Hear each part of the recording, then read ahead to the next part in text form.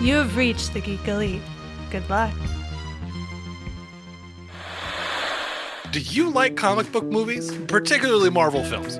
Because if you do, hi, my name's Ian. I hang out with Mitch. We take a journey into mystery every single Wednesday. You can watch us live. You can listen to us later in the car when you're by yourself and you don't want to tell people you listen to podcasts about Marvel movies. That's fine. No judgment. But we're here for you. We watched all the MCU. Now we're going through all the old ones. So buckle in. Mitch is going to take us there. Boom. That's your ad right there.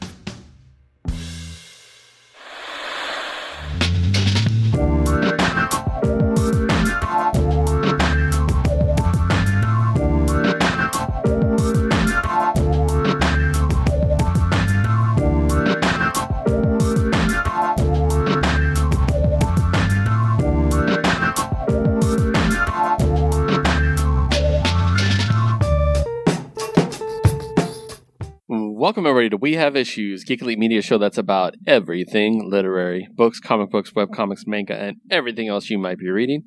We're here to talk about it.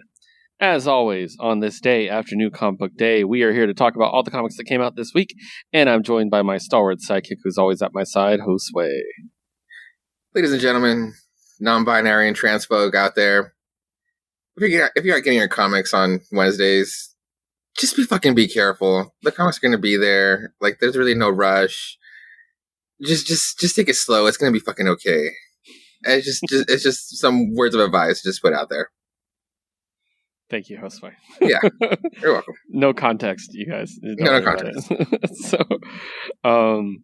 So yeah, we were reaching out to you guys to talk about all the new comics. We have no comic book news this week. Nothing of significance that we need to address, at least. So we can go straight into our comics. And boy, am I excited. This is a strange week of comics, Josue. It is. Yeah. I like, the list I got was significantly smaller than what I ended up picking up because there were things that came out that I had no idea were coming. They weren't anywhere on any lists. There were books I missed. So we're going to get into it, guys. And as you know, as a great poet once said, boom, here comes the boom. Ready or not, here comes the boys from the South. We're going to start with Boom Studios. Did you like that one? I did. I actually did love the ending, too. We're going to start with Boom, as we always do. And we got 4 books. I mean, Josue each got all 4. So this is fun. We're going to be able to talk about these together. We're going to start with Magic the Gathering number 5. Ooh, okay. Written by Jed MacKay, who is fucking killing it, by the way. Hell yeah. He's doing so much shit right now, and he's doing a great job at everything. Drawn by Iguara, colored by Ariana Consoni, and lettered by Ed Dukeshire. That's fine. So I got this one. That's the one I don't even know who that Planeswalker is. I don't either, but it's cool. I had to go with Elspeth and Anjani. Anjani was for sure a thing, and Elspeth, I actually need to go out, or at least look up what the variants look like before I go out whenever these books come out, because I saw the white side on the spine, so I was like, oh, Anjani tends to be white cards. I'll go for that, and I completely forgot that I had seen that Elspeth was part of it too. So I was like, that was for sure thing. But thank God it's actually a really pretty cover. Like the rainbow effect from the light shining is really cool. But then I had to go back once I looked it up. I was like, oh god damn, it's literally the purple one. It's the easiest one, and yeah, thank God I found the Ajani one.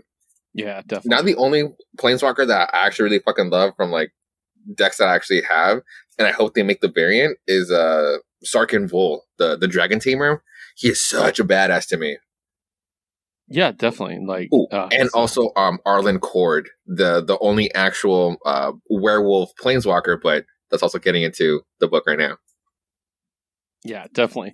And we are going to talk about the book, of course, because that's why we are here. So I was trying to quickly see if I could figure out who this Planeswalker is, but I could not. So let's talk about the book. So fresh off the things that we found out, this is kind of like it's not a new arc so much. I mean, I guess it would be a new arc, a new chapter. We're still going out for the mystery, yeah. Where everything shifts and our Planeswalker heroes are now going on missions and doing things, checking in with their own people for an issue. And we get a lot of fun stuff that happens in this one, including, as you hinted at, a confrontation with some werewolves. They go to Innistrad. Yeah, which ends so awesome. Yes. Like, just dope. I really dug, and keep in mind, I don't know these characters' names very well, but I really dug the one chick going back to her pirate crew. Oh, fuck yeah, Vraska. Yeah. So that was really cool. I dug that. And just, like, lots of cool reveals. Like, we get to see Teferi. I love Teferi. That is a character I actually do know. So, and yeah, it's just really, really cool. And lots going on. Again, it's pretty heavy into the lore if you're a Magic fan. To know who all these people are and stuff. So I always kind of wondered, like, if people didn't play Magic, know nothing about Magic, how does it feel when there's, like, this big epic reveal on the last page and you're like, who? Like, and so I always thought that was kind of funny. So I literally meet that what you just said right in the middle, because the reveal in the end is someone who I'm kind of unfamiliar with, but I was eating up the whole book, because Shadows over Innistrad, Eldritch Moon was literally 2 sets that Sochi and I just went fucking crazy for, because it literally was all just nothing but Magic cards based on vampires and the werewolves, and then the horrors that would combine with those 2 creatures and just would make other beastly stuff. So I really like this part of the lore, and I was like, fuck yeah, like a place I'm actually really familiar with. And these 2 with I guess like the only one I'm not remembering, like the guy when he was literally blocking out the full moon because he was bringing in the storm. I was like, that is such a cool fucking part. I love that he was like the counter to the werewolves. So yeah, I meet that thing right, what you said right in the middle, because like, yeah, cool, we'll focus on who she is later, but right now, this whole book was a lot of fun. This whole book is a lot of fun. So Teferi is actually one of the bigger characters in Magic right now. Okay. Or over the past several years. He has, I think, 5 or 6 Planeswalker cards. Oh, nice. Like, yeah. The one I really like is the Teferi Temporal Archmage. Cool. His ultimate ability is -10 counters. You get an emblem with you may activate loyalty abilities of Planeswalkers control on any player's turn anytime you could cast an instant. Son of a bitch. And That's one amazing. of his abilities is untap up to 4 target permanents. So imagine, like, you're tapped out of mana. All of it again. They do something stupid, you untap 4 lands. You can do anything with 4 fucking lands. Refield, yeah. So it's basically like you could counter anything at any time. And they're just gonna be paranoid. It's great. I love that one. So I found your cover. His name is the Wanderer. I sent you his TGC player card. Ooh, cool. For those who don't know, I've recently got back into Magic. So, I mean, off of a great set too. I want to go back into Magic because of this. Dude, I'll be like straight up honest with you, and we're gonna deviate a little bit, guys. But I'm sure Wizards of the Coast won't mind because this is gonna be a commercial. If you go to Magic the Gathering Arena, you can log in. You get a bunch of free cards. Oh, dope. Okay. There's a quick Google search will give you a whole bunch of promo codes. Okay. And you can put them in, and I ended up with like 38 cards, so 38 packs to open, and you get free packs as you play. Okay, kind of like Pokemon too. Okay. Yeah, so you never really have to spend money. Yeah. Like, okay. It's actually really similar to the way Hearthstone does it. Yeah. Better in my opinion. So, and you unlock whole decks too as you go. So every day I've unlocked a whole deck as long as I do a certain challenge. Oh, that's so I have fun. I have like 10 or 12 decks now. See, I hope these catch on because Pokemon has been doing it for forever, and now with Magic, I hope it catches on because like I kind of do also want to dip into like the Digimon one, but now we're really deviating. No, definitely. But yeah, no, I really enjoyed the story. I'm very excited where it's going. I'm really starting to like these characters, even though they're not characters I was super familiar with to start off with. Like, I mean, I love Kaya because she's such a badass card, and I love fucking with Black and White Orzhov. And then Vraska, just because she's a Gorgon. It's really the guy I didn't really like fuck with at first. Now he's actually really fucking dope. But because I'm not really like an artifact user, and he's really like a blue and red type of planeswalker with a bunch of artifacts. So, but like you said, like now I'm completely turned around on this character because I'm literally following him around. Yeah, and I really dig how she calls out Niv Mizzet when he's just like, yes. Like at the beginning, she's like, "Fuck you! You don't know what's going on." And like they even bring up like the War of Spark. It's like, bro, you fucking died, and now you have this cool metallic body, but like you're fucking blind, dude. And dude, it's such a great scene. Vraska is such a badass. Yeah, definitely. So because even to see Kaya sweat like that, that was when I knew, it was like, oh damn, she's really fucking up. Like, Kaya doesn't get scared. Kaya doesn't fucking flinch for anybody. She's like halfway a ghost. Why would she flinch for anybody? But to see, be in the presence of that fuck up, like, oh man, that was a scary face just to see Kaya be scared. Yeah, definitely. So really cool. Really enjoying the book, and I mean, it definitely served partially to get me back into the game. Yeah, so, definitely served its purpose. Yes, it has. So, all right, let's move on, and we are going to talk about one of our favorite books, Wind, number 9. Ooh, okay. Creative team written by James Tynan IV, illustrated by Michael Dialinus, and letter by Ann World. I got this cover. Oh, so pretty. I almost got a Virgin cover of this one. Yes, that was almost going to be my my only choice, but I had to go to like one of the furthest comic book shops possible to be like, yo, save me one, and be like, cool. And it's like, I was able to get, I almost didn't get Wind. Oh man. Everything I would have missed. I probably would have been happier. Now that I think about it. It's so, yeah. So when we last caught up, our characters had made it to the Fairy Kingdom. Wind found out a bunch about lore. We talked about, there's a bunch of lore in the last episode, or the last issue.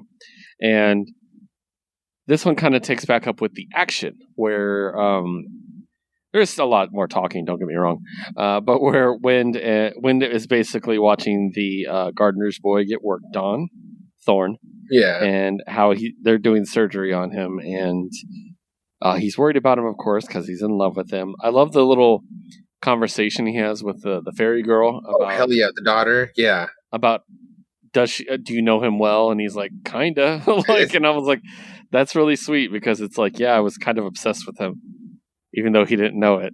So I've only known him for about a week. He's like, oh, it's complicated. Because, like, yeah, do you care for him? Or it's like, yeah, I forgot how she words it. Or he's like, oh, it's complicated. It's like, it's not really a complicated question. And then, yeah, he literally just dumps everything on her. And he's like, and then at the end, that is complicated. Yeah, but it was really great. And we check in with the adults again, of course, in the woods. That's a slow brewing story. Ooh, and we get the reappearance of the vampires.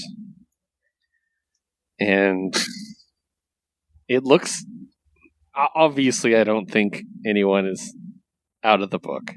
Yeah. If you will. Yeah. But it definitely looks harrowing. You know what I mean? So. Oh, for sure.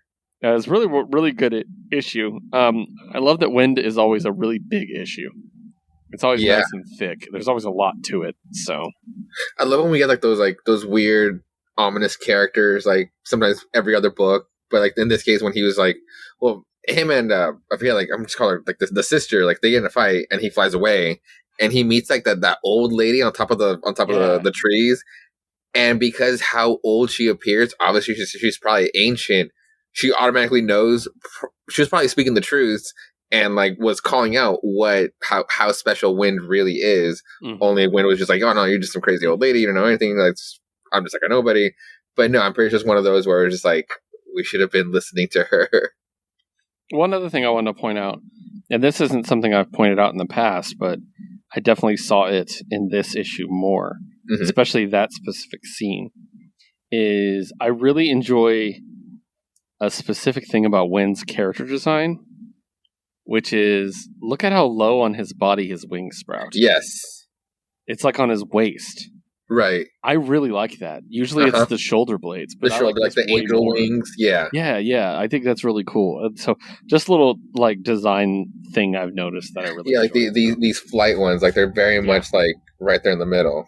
Yep. Yeah, exactly. So yep. All right. So let's move on to our next book.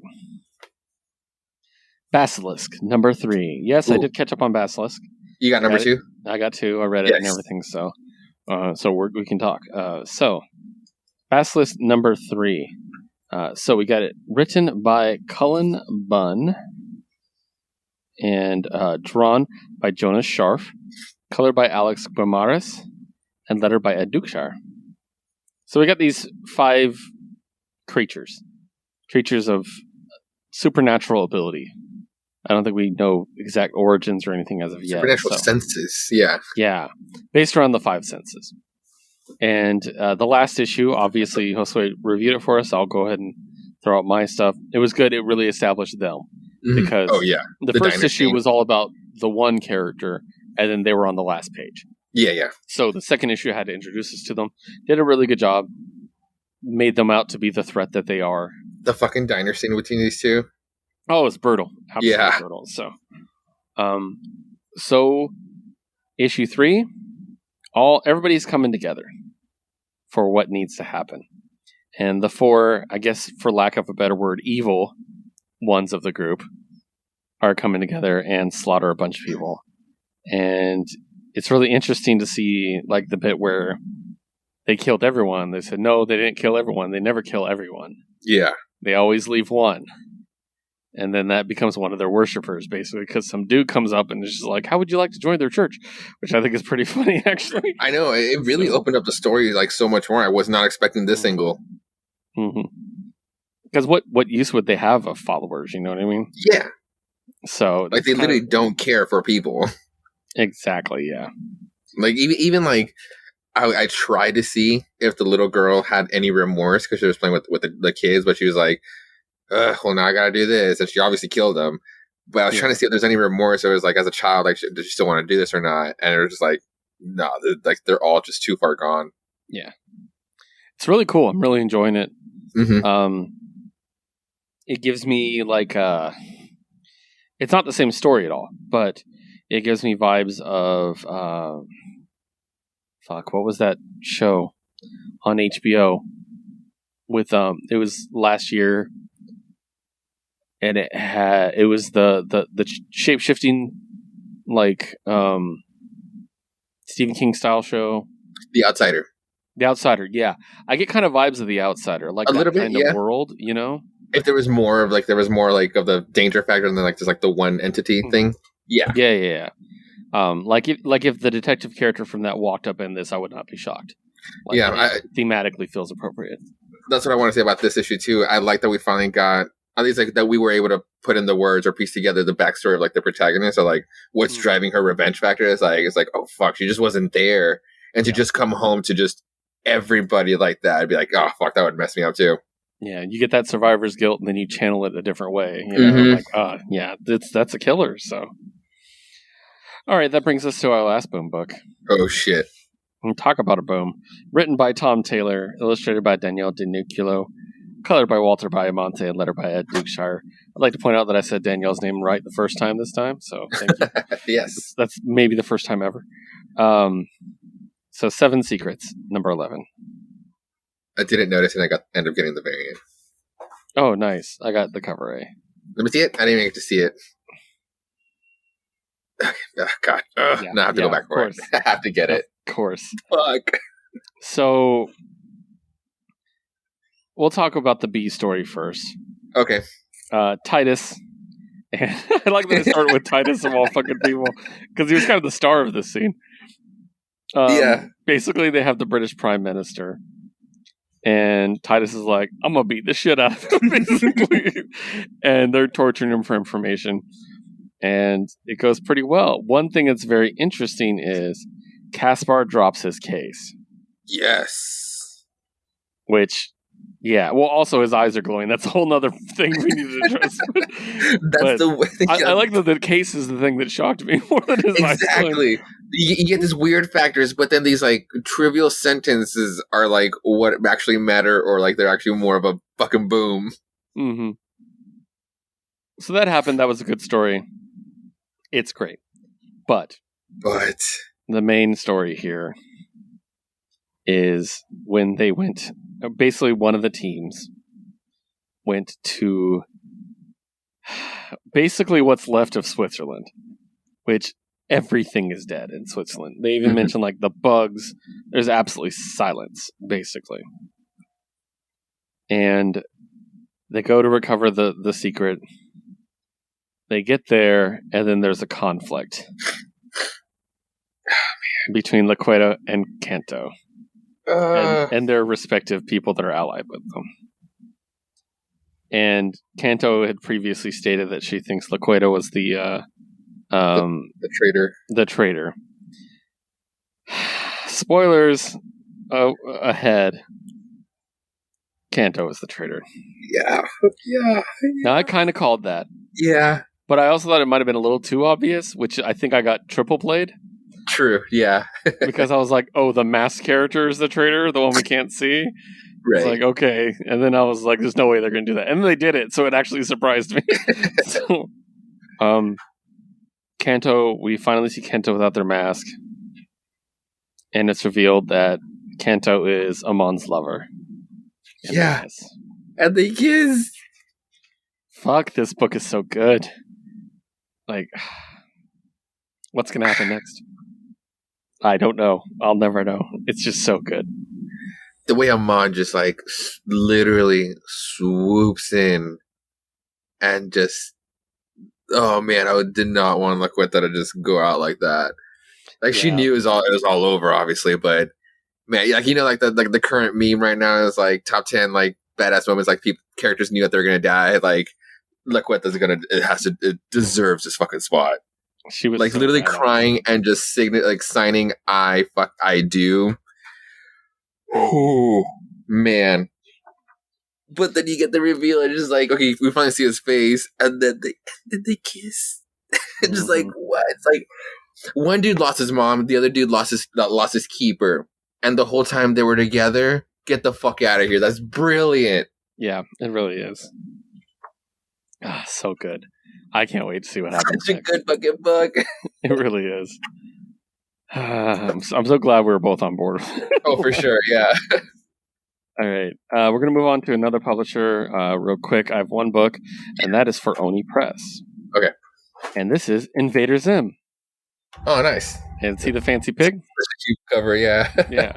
So it's called the Dookie Loop Horror. Of course it is. It's a time loop. They're trapped in a time loop. Ooh, I love it. And the only people who know they're in a time loop is Dib and Zim. Okay. And what happened was, Dib goes to basically confront Zim because he's like, "It's your fault, isn't it?" And he's like, "Yeah, pretty much." So basically, what happened was he found these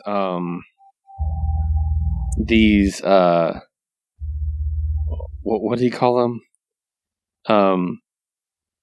A sloobagloob, which is a sloobagloob is known as a chrono dumper. Interdimensional creatures that actually eat time where they're from and then use our dimension as a toilet. So what they experience is their poop. Yeah, I know. It's just great. Okay, So basically, he's using this whole like satellite to collect the poop because there's energy in it and stuff. But what happens is, so he's basically explaining everything to Dib. And then he's like, well, I've been able to figure out because basically Zim's been aware he's been in a loop way longer than Dib. Okay. And he's like, well, I've been able to figure it out because in a few seconds, no matter what I do, Gur somehow gets inside the containment chamber. And then it's just Gur in the containment chamber with the poo. And then he's like, and then he says, aw dang, who's got a fancy pig now? And then Dib says, what does that mean? And they both just stare blankly. And then Gur shows up with the fancy pig from the cover. Of course. Just pulls him out of nowhere. And he's like, oh, because he has a tuxedo, I see now. And then he says, sing me a song, pig. And then the pig farts, and then that's when everything resets. Oh, god damn it. I can't get past that. They keep trying everything to stop Gur. Everything.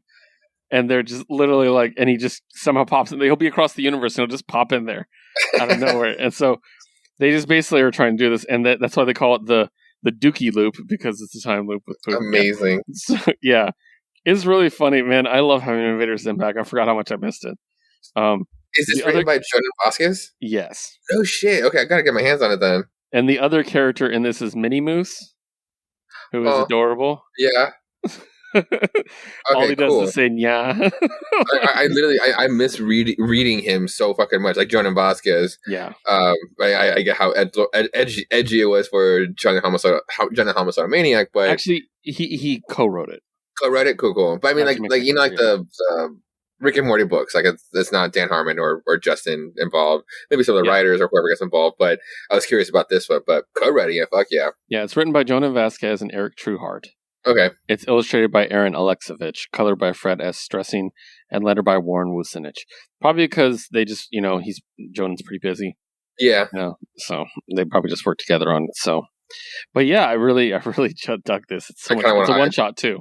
I do want to look out for this. It sounded hilarious. At one point, they talk. Basically, Dib is like, "Wait, how long have you been in the loop?" And Zim's just like non-committal to the answer. And he's basically like, "I'm surprised you're not attacking me." He's like, "Oh, I did that way too many times already." And so basically, at one point, he's like, "At one point, I cut off your head, and Gur made a pie out of the rest of your body." And Gur's got this creepy face and look on his face and shit. Like he's like, "I'm gonna make a pie." Like Gur's one of my favorite animated characters ever. By the way, honestly, I'm surprised that Gur. I mean, he rubs off in a good way. I thought he'd be like, "Fuck no for you." Yeah, no, Gur's great. He's ridiculous. He's awesome. Absolutely. Yeah, and just his visual. Yeah.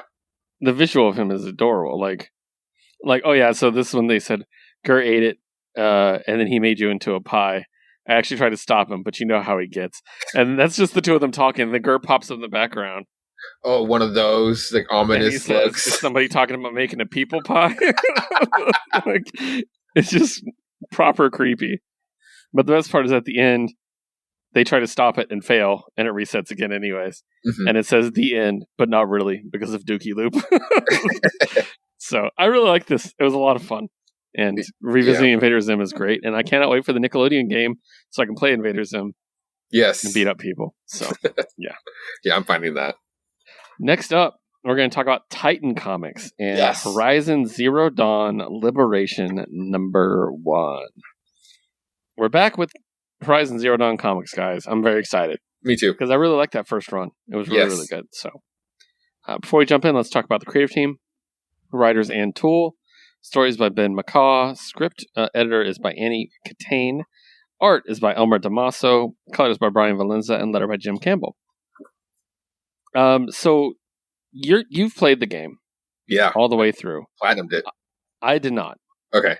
So, do you know about this dude, Aaron Van Guardsman? Oh yeah, he's an NPC on once he appears, he'll be an NPC that'll always be there. Mm-hmm. He was a dude that actually like as soon as he shows up, it's not that he's like he doesn't show up like I'm better, like he doesn't show up all misogynistic, but he kind of does have like that I'm fucking better than you like attitude, only because he's like the top guy from like that part of the world or that clan. Mm-hmm. And so off the bat, like the first interaction, I was like, I'm not gonna like this guy. Just weird. But then honestly, it's one of those where it's just like I just completely misread this guy. Like I literally just judged him off the bat, and it's one of those where I just like he's just actually a good person. He's almost like he's not soft, but it's almost like, dude, you have such a chill vibe. How are you running like this part of the army, this important part of the army? It's like it doesn't really fit it, but you just like that character. Nice. So it looks like most of this is actually filling in a lot of his background. Mm-hmm. There's a lot of flashback in this. It looks like. No, which is cool because I didn't really need to know him, I think, to appreciate the story. So, but it's really cool, and I fucking love the arena scene. Yes, it was super dope. That was sick. Like beating a Ravager with a rock, basically. Essentially, you found a rock and were able to defeat them. That's pretty dope. And then the whole Spartacus moment, the whole, Dron, is this the best the Sundom has offered? Like, just fucking badass. Detained? Like, yeah, exactly. Like, it was really cool. I'm excited about this. I can't wait for to get Liz to read it because Liz and Evan are both huge Horizon Zero Dawn fans. Yeah, and that's what it was too. Because like when he is around, or when you brush up on his missions or on part of his storyline, it is about touching up on this one. So what this book is really going to excel at is actually getting the visuals of actually what happened to his sister. Because it's really only like his part of like being an NPC is just kind of like him running that important place like under like the new Sun King. But he does have his own story on like getting this revenge on like his sister, because his sister was like, obviously he read the book, was the one that was running said army, but then she died, and so he kind of took over. But he's literally was obvious. And again, you read the book, so he's obviously not his sister at all. She's such a badass. Yeah. So I'm glad that we get that visual here. Yeah. And I do like that these are filling in the blanks of the NPCs for the yes. Like, we could just have a story with Aloy, but they're not. Mm-hmm. They're actually doing other characters. Yeah. And stuff, so I'm almost kind of like, well, I'm probably because like I platinumed it, so I'll probably have to like go back and figure out like where I can put this like book in the first game. But it's one of those where it's like I'd rather not like go back. I kind of want to see like where we're bridging the two games. But I mean that's why I love the first book, because it was that tall enough story too. So yeah. I'm honestly, I'm so glad. I knew I wasn't going to get new books, but this is a sequel book of a one I was already reading, so it counts. Yes. And for the record, Josue got the Peach Momoko cover, and yes. I got the wraparound. It's such a good one. It's so pretty. Like, I didn't know it was a wraparound. Oh, nice. I got home before I realized, I'm like, oh, there's shit on the back. So, yeah. All right, now we're going to switch over to one of our bigger indie publishers. In this case, we're going to talk about Image comic books. Yes. We have a total of 6 books. I have 2. Josue has 4. So we're going to go 2-2-2. Mm-hmm. Josue, talk to me about Inkblot 11. Okay. Yes, Inkblot 11, done by Emma Kubert and Rusty Glad. So we get the narration of the librarian that's part of the sister librarian that's from like this giant family of wizards or sorcerers and a bunch of magical like fairy tale people. And of course, because it was her fault that she spilled the ink, this magical cat, time traveling cat, that's essentially, or there's a hypothesis that it's linked to or is a part of the void, based on based on everything that this cat can do. And during this narration, and where we last left off with this cat. That's right. We touched back on other characters that we've seen before, and then the cat disappeared. And now, because based on the narration, that's like a time traveling cat. You see this cat stumbling into napping in some woods, a pine tree, and these mammoths, like these woolly mammoths, are just like duking it out. Wakes up the cat, so you actually get to see the cat be grumpy, which is like a face that you don't get to see on this cat often. And so this cat scurries and falls from the tree, falls on the snow, and a piece of its tail falls off. And because it's like literally in a part of the embodiment of chaos or the void of the out there, it cuts off, and before it can like get at it, it turns into a void butterfly and starts fluttering it away. So now the cat and so now we get to see the cat struggling on trying to catch part of itself. So that's cool. We get to see the cat struggle for a little bit based on its own shenanigans. And probably because it's around, or maybe it's the land, but it literally awakens this giant snow triceratops. This bipedal snow triceratops. Snow-teratops. It's the snow thank you. And we cut to the origins of said like big ass family that are running around doing a bunch of like very important stuff. And it's literally the moments of like this family just burying their parents, who were actually like the magical ones, and they basically die sacrificing themselves, saving the family. So we get to see like the eldest brother, like the one with like the magic staff that like is controller, basically like the leader of the family, and is all powerful. Now we get to see him struggle, or I mean, it's like see like the origins of not just him but everybody. So nobody sees the cat except for one of the family members, because Snow-teratops shows up and it starts wreaking havoc. And then they realize, oh shit, the one sibling that saw the cat and went to go chase after it might just die, because the Snow-teratops saw him and is actually going after him. So the eldest brother goes for the save. And again, nobody's seen the fucking cat just being around. And because like there's like a cool action sequence, the librarian sister is able to just like rip off a piece of a branch off from this tree and throw it at the brother, so it's like at least like he'll have a weapon. And that's what triggers like the staff as he stabs it in the middle of the monster's chest. All this red magic starts like coming out of it, and it literally captures it on the staff, creating the said staff that has made him powerful after all this time, and is now harnessing that. Back to the cat, which is again nowhere to be around, is able to pounce on the butterfly, eat part of itself, so that the tail can grow back to where it was. and that's Inkblot. And so we got at least we get part of the more of the backstory and I guess like the beginnings. It only took 11 issues.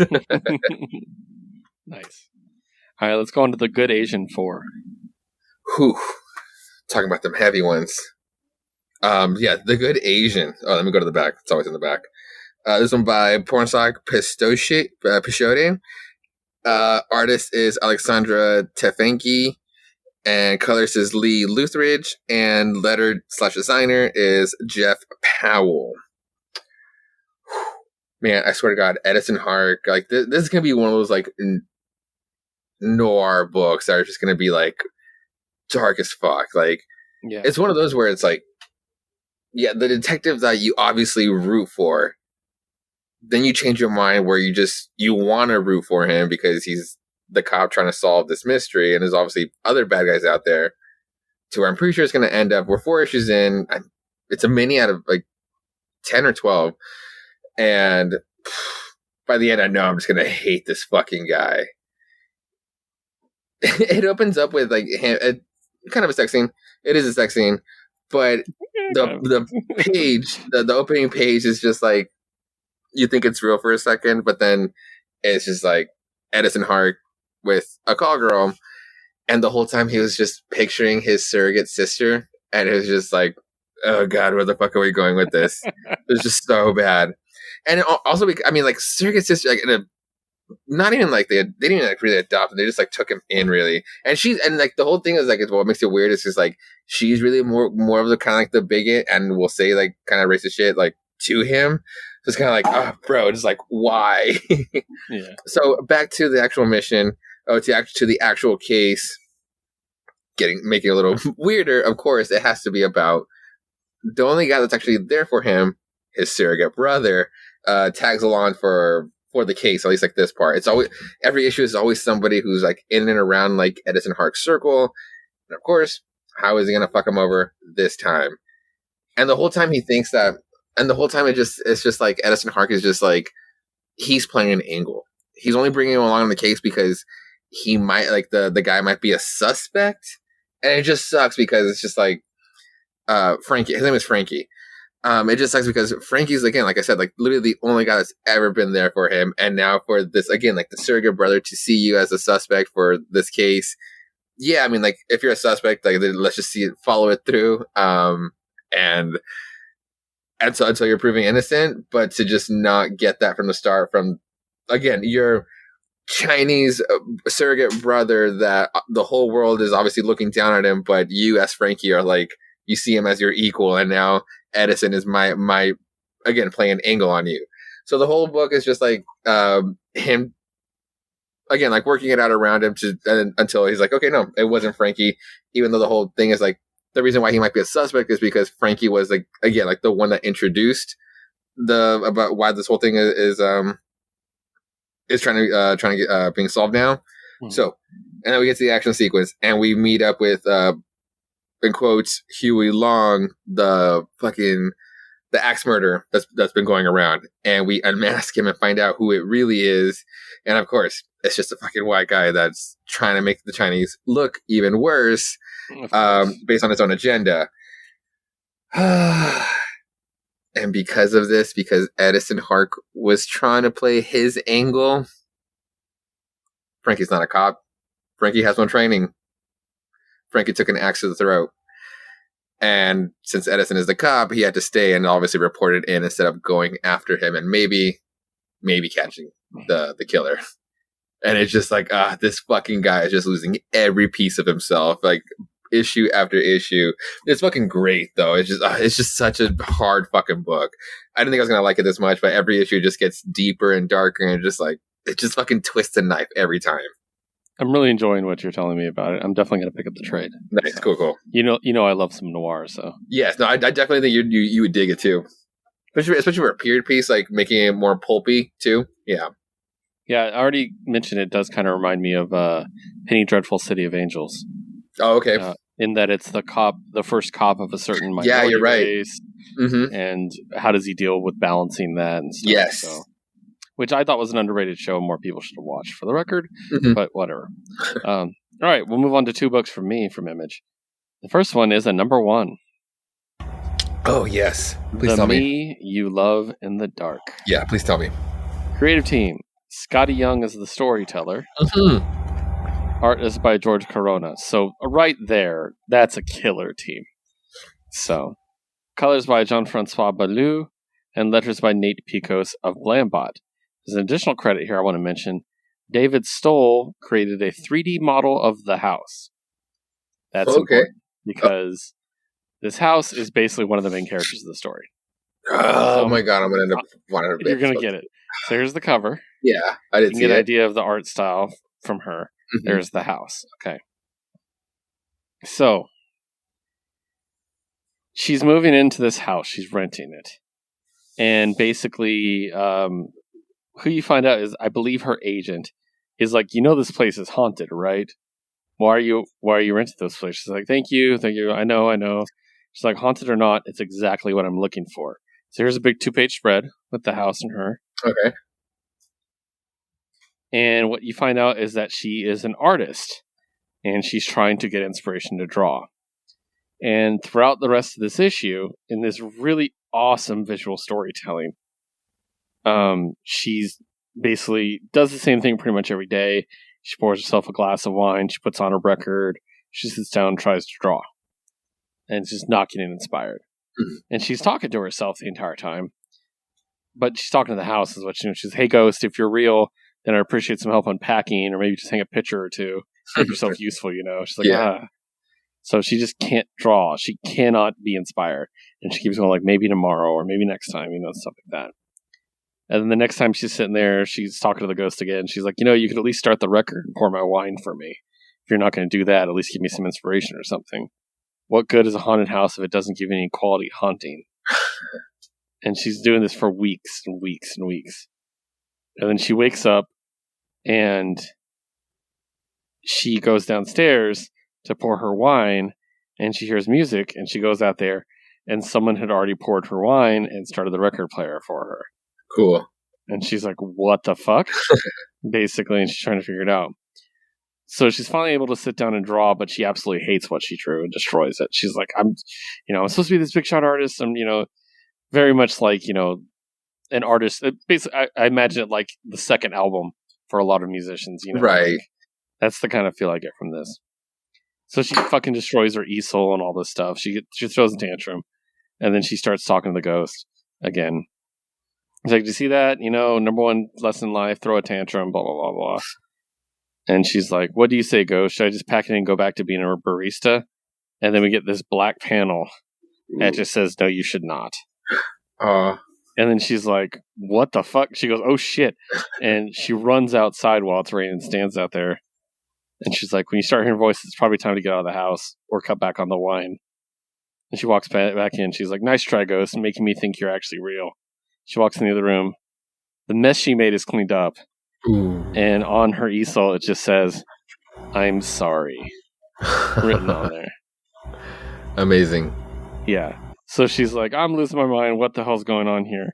And the voice says, I'm not sure whether or not you're going mad, but... this is the last page. I am very real. So you can see the spill from the mess she made, but see the footsteps? Right. And then see just the hint of legs. Oh shit, yeah. But they look like they're drawn. Yeah. They're sticks. They're not legs. Also, like they're looking like they're facing away from her.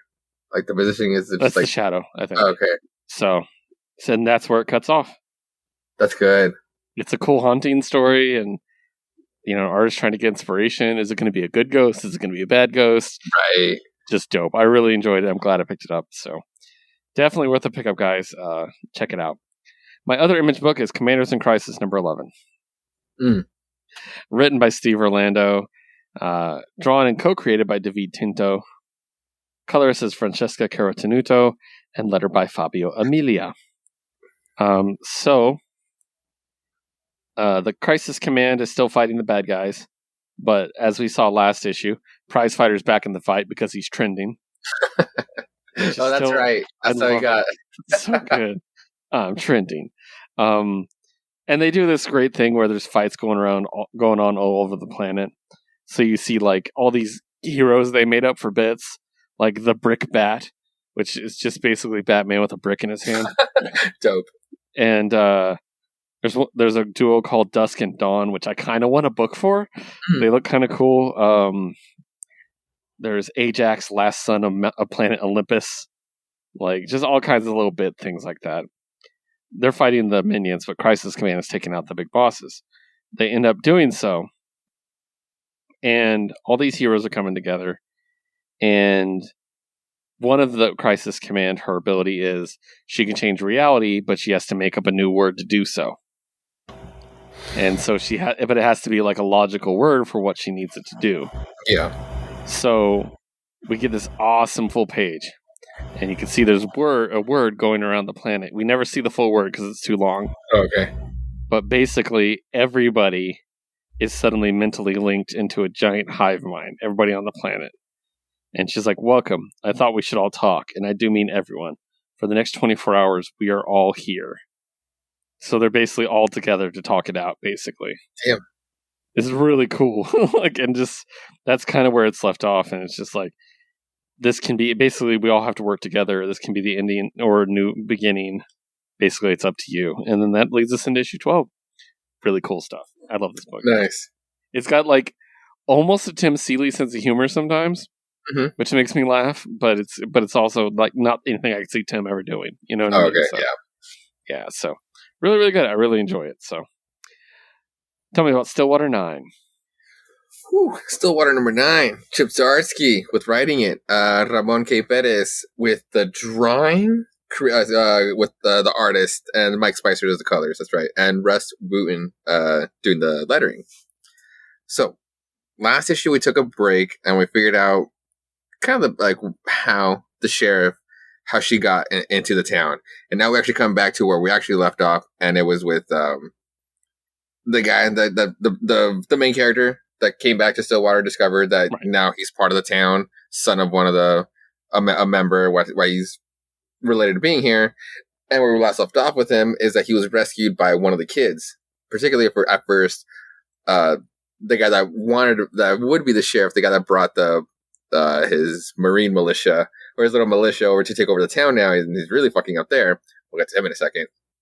His son, he's the one that saves what's the main character's name? But anyway, he's the one that saves him and takes him to the next resistance group, the Arms of the Children of Stillwater, the Arms of the Children. And yeah, it's every kid that has wanted to grow up and hasn't, because again, everybody's immortal, but it's more like time is frozen and they can't grow up. Right. So it's been since, and our guy is just like, I don't belong here. Like, if I shouldn't, like, I'm not one of you guys, or you shouldn't keep me here. And they're just like, no, you're literally everything that we ever wanted to be. So no, you're one of us. Like, yes, you belong here. And then they're like, yo, meet the baby. Oh God. This baby was God. Yeah. What a fucking, oh no. Obviously he doesn't look blue or red eyes. It's just more like the fucked up cover. But as soon as you said the baby, I'm like, the implications are. The implications, it's literally how the picture, how the baby is painted for the cover is literally what makes you feel. Because it's not, you don't get like an omnipotent like baby that's just like talking like super illiterate, like, but it's just the way they describe it is like, yeah, he doesn't talk, he didn't develop that yet. So she's just like stuck there. But the way they start describing his eyes, like at one point he just started, you can just see them just like, they were just like drifting away, or not drifting away, but you can just see that they were just like connecting stuff. Like, this baby is very much alive and coherent. It just can't communicate back. And that's fucking scary. Like, that was literally what I took away from this book. It literally gave me chills just thinking about this baby and what kind of torture that is. That's such a fucked up torture. Yeah.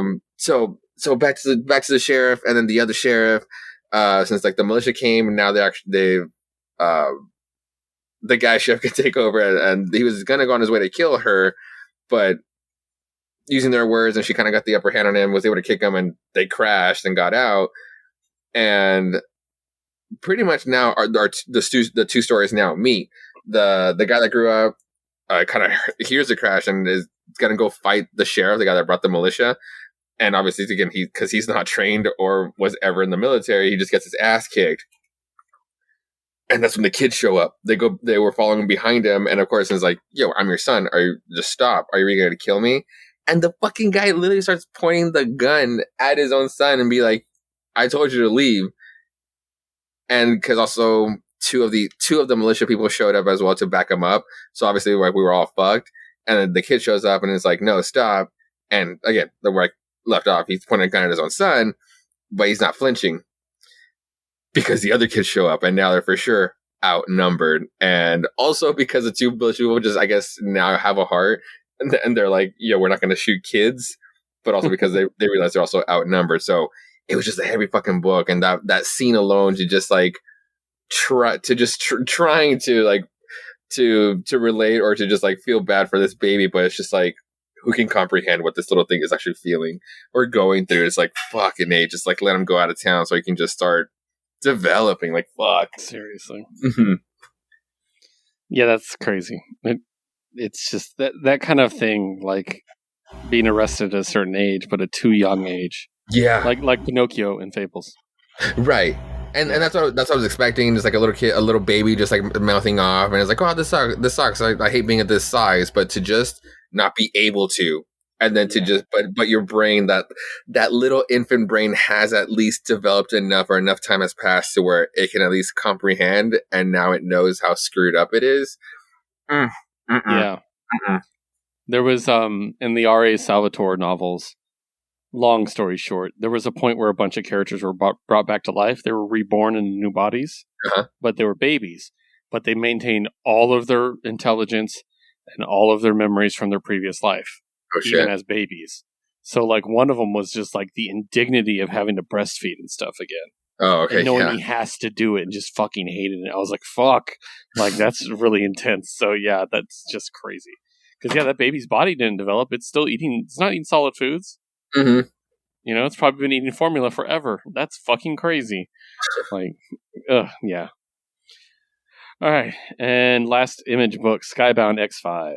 Skybound X5. The only reason why I was getting these anthology books is because, of course, Robert Kirkman, the bastard that he is still milking Walking Dead for everything that it can cash out. So, out of these we mean bastard in the most positive way, for the record. Yeah, sure. Yeah, I do.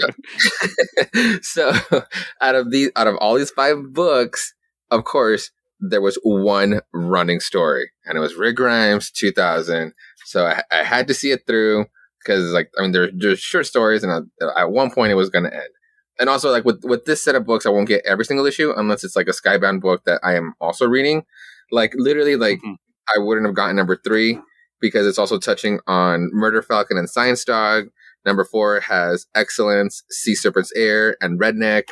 And then the 5th one has Psychics of Trigger Keaton. So you can probably get like a little extra bit from this one. And then Code and Gasolina. So I literally wouldn't get these 3 issues if it wasn't for the fucking Rick Grimes story. Yeah. And this Rick Grimes story, in the end, I was like, you know what? Fuck it. In the end, I'm glad that I got it. Only because so I can actually put to rest this goddamn fucking series. And in the end, I got Walking Dead for 198 issues. I guess, no, you know what? 199, which makes it fucking worse that we didn't get a full-on 200th issue. Because, at least in my headcanon, this Skybound Rick Grimes 2000 book is the actual, not only explanation, but the actual sequel and conclusion to the whole fucking thing. Robert Kirkman said that he will never reveal what actually caused the zombie virus, except this book actually does, or at least it's supposed to be a what if. But it's also weirdly a sequel. It basically explains that it was aliens who brought the virus, and because and so that we can then destroy ourselves. And the only reason why they're here is because to them, water is a type of currency, and so they're just waiting for us to kill ourselves, so they can just like swoop in and just like suck it all up, and they can just go on their merry way. Right.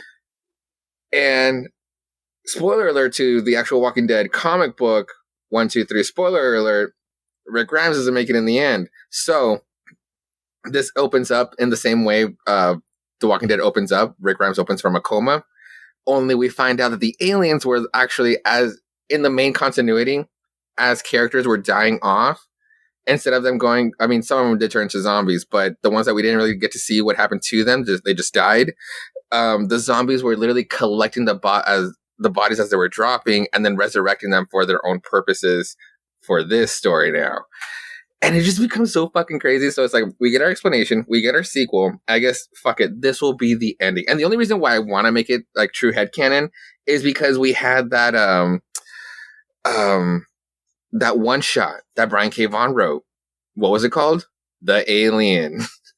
Only it was about the American that was stuck in France. Yeah.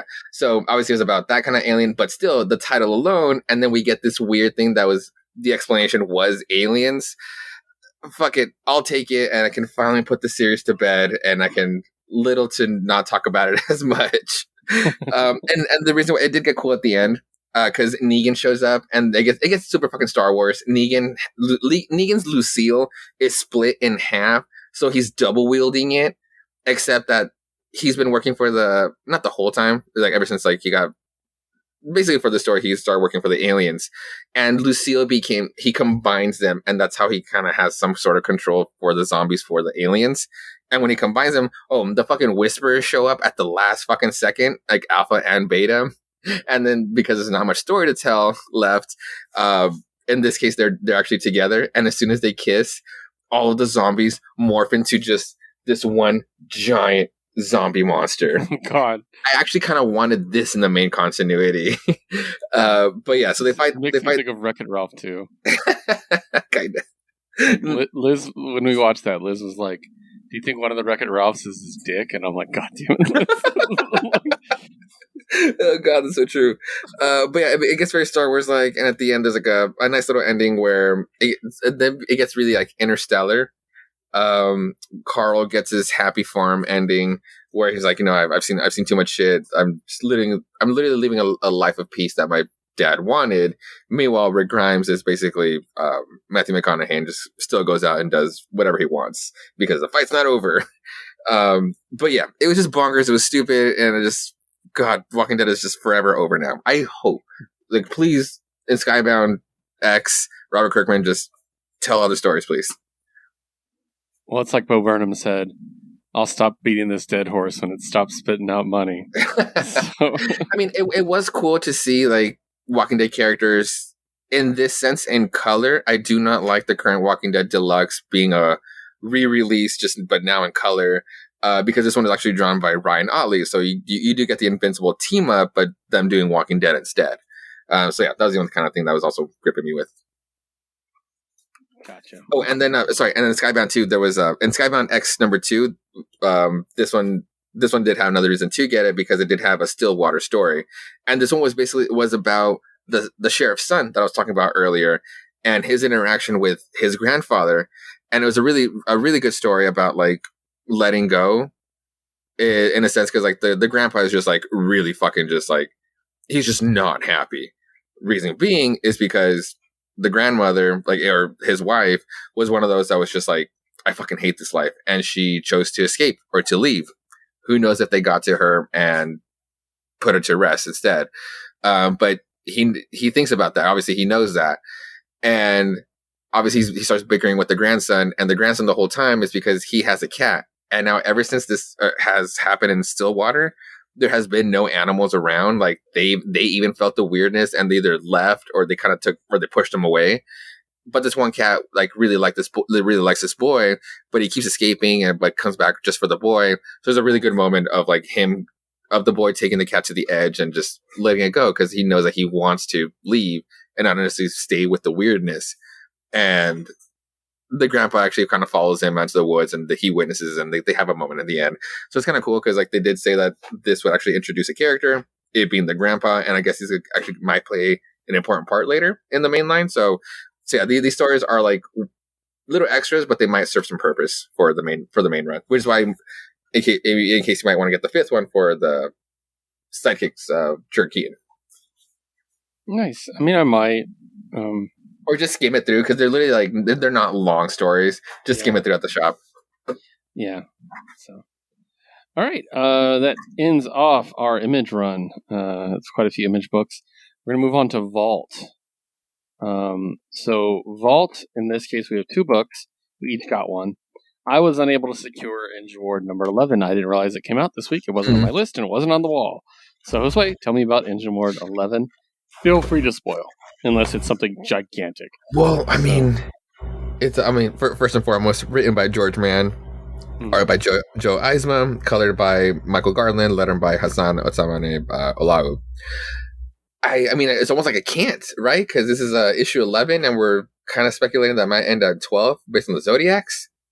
Because it's very much like we do get to see like the revolution like happen with like the both parties meeting, and then shit really not going well for the Zodiac that's kind of running it. And for sure, the preview for the preview for the cover for the next issue, and at the bottom, final issue. And then there was just this wording at the end that I'm just like, I don't want this. Like, I mean, like, I love this book, but I don't want to get the last issue, so I don't have to end it, you know?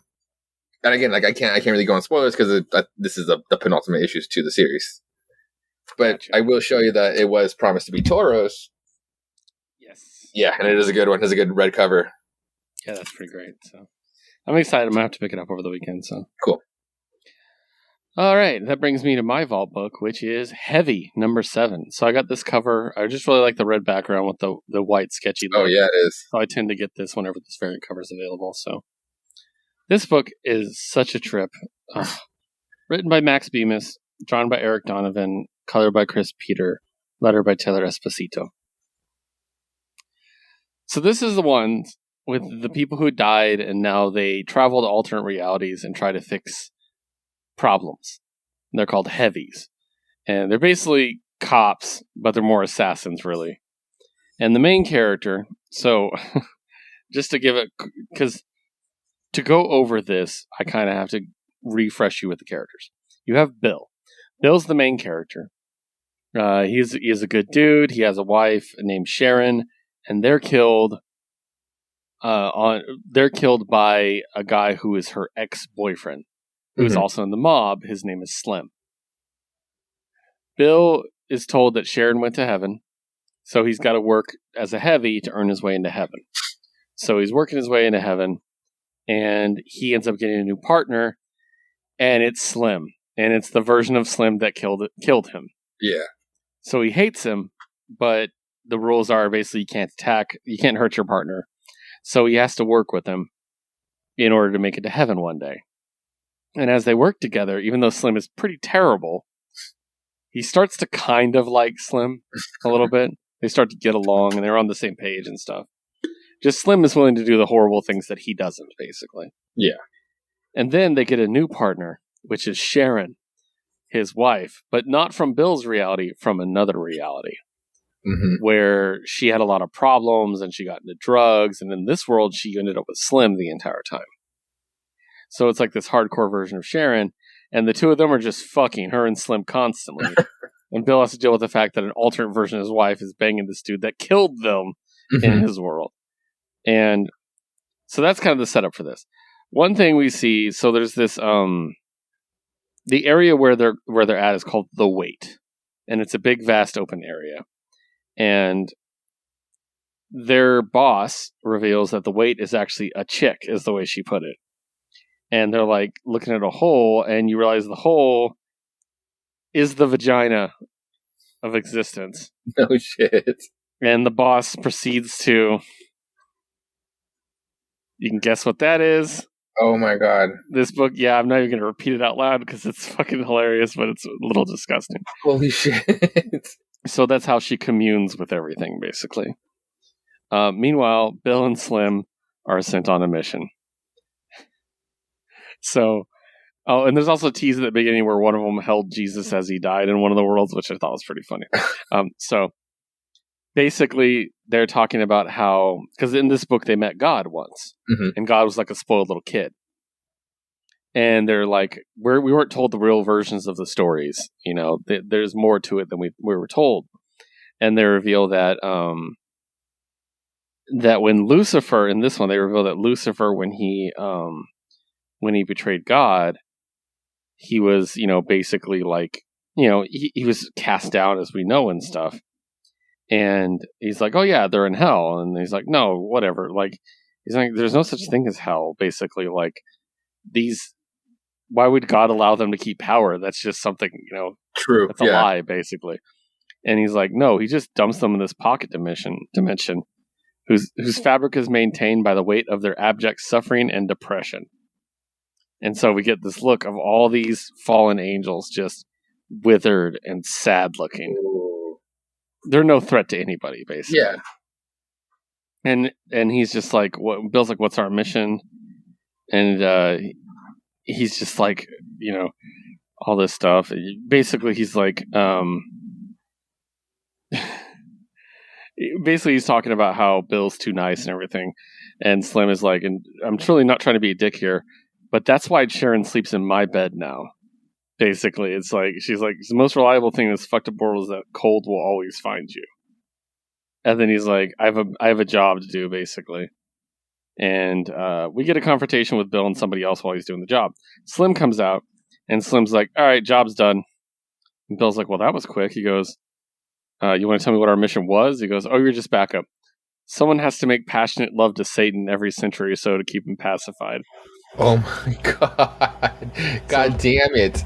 Yeah, so Slim is like this awesome pansexual character that I fucking love. And so basically he's like, listen, let's talk.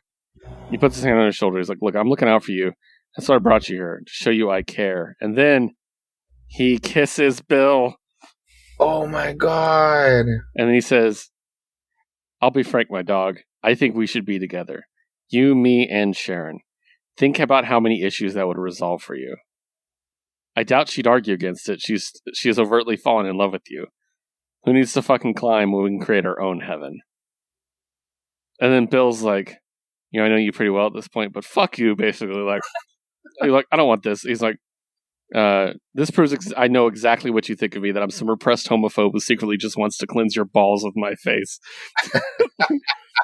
He's like, get your fucking shit together. And storms off, basically. And then later that night, Bill and Sharon end up having sex. They meet and have sex. Okay. And Slim is off visiting God. So this is God. Like a spoiled little shit, basically. Slim shows up and is just like, you find out he's been working for God the entire time. And I love this book because it's so sacrilegious. He punches God in the face and takes his crown. Oh, shit. And that's how the book ends. So cool. I love this fucking book, dude. That's a good one, yeah. It really pushes the envelope in ways that I just love, so. But high recommend. Highly, highly, highly recommend. It's one of the few books I'll go page by page for and like to describe because it's just so ridiculous. All right, let's shift gears. Josue, talk to me about Aftershock and Out of Body 3. Oh, shit. Cool. This one, Out of Body, by Peter Milligan. Artist is Inaki Miranda. Colors is Eva de la Cruz. And lettered by Sal Cipriano. Ooh, so our boy, our psychologist here, is stuck in the astral plane. He got jumped, got put in a coma, and now is stuck, in his astral form. And the bad guys, one of the main bad guy, potentially maybe being, fucking the portrait of, what was his name? The portrait of Dorian Gray? Dorian Gray. It might be Dorian Gray. Just because there was a portrait that was alluded to, and he just looks hella decayed and might need some life force, some about to cross over life force, so he can probably be young again. And he has a little lackey that is just really fucking creepy, has his own fucked up issues, and it's just a total incel, and it's just again very fucking creepy. But anyway, the guy that's stuck in the astral plane, he's just really fucked, because where we left off last time is that we find out that because insurance and stuff and America, they want to pull the plug on him, and instead of just helping him out, and he only has a week to try and figure it out in his astral form, in his projected self, to try and figure out who killed him and see if he can get back in his body. Thank God he has some help. There's a psychic who's pretty good at projecting herself and like kind of walking him through, or at least like doing her best to help him out. And then we get the other side story that's happening right now, or at least like that connects like with this one, like the heart of the story is that, like I said, he's a psychologist, and he's not there for one of his patients. One of his patients that's really struggling and ends up walking into a subway rail, and it sucks because like then they end up meeting in this like afterlife and this crossing over part, and he just has a moment where it's just like, oh man, like it sucks because like the guy thinks that he did it, like the doctor didn't care for him, why he wasn't answering, not understanding why he wasn't answering. But again, it sucks for his doctor that he's like in this predicament where he really would have been there for his patient. So at least like he's able to help him out, but he tries to help him out. But again, coming back to the bad guys who are collecting dying souls, they're able to trap the patient, and fuck, who knows what's going to happen to him now? Because again, I mean, he doesn't have a body to go back to. So it's cool. I've never read a story that has actually dealt with just about astral projection, or at least like out of body experiences. Yeah. And this book just actually does look really cool. It's like going, like weaving in and around like this phenomenon. So it's a solid book. Nice. All right, shifting to another publisher. We're going to quick fire a couple of publishers here. Dark Horse Comics, Jenny Zero #4. Jenny Zero #4, written by Brockton McKinney and Dave DeWanch, illustrated by Magenta King. Color artist is by Dam, D-A-M, and lettering is also done by Dave DeWanch. So to finish, I guess part 1, because it's for an ending, it gave us a lot more where it's just like it's not going to stop here. I also got a reply from Dave DeWanch that this was actually supposed to be a 5-issue mini, but it started getting too big and they had to almost like wrap it up here. That being said, I guess like they will be continuing it because it doesn't really have like an ad like other books do, where it's like if it ends, like come back to this next one. It just has like a really open ending. So hopefully they can come back to it because yeah, Jenny Zero just started, so she's able to click with her powers. She had her mentor in the last issue, and now the government is here to collect. By collect, they mean her, so she can do their bidding because she's a kaiju. Or at least like half a kaiju. So she's hella fighting. She's fighting like I guess literally the government, and it's really dope because she just doesn't give two fucks. We find out the government has been working on their own mech, so she literally just like she has that fight with like a mech, and it gets to a point where she's struggling, and I shit you not, Dean Martin shows up and saves the day. Dean Martin being the original kaiju hero, it's his dog.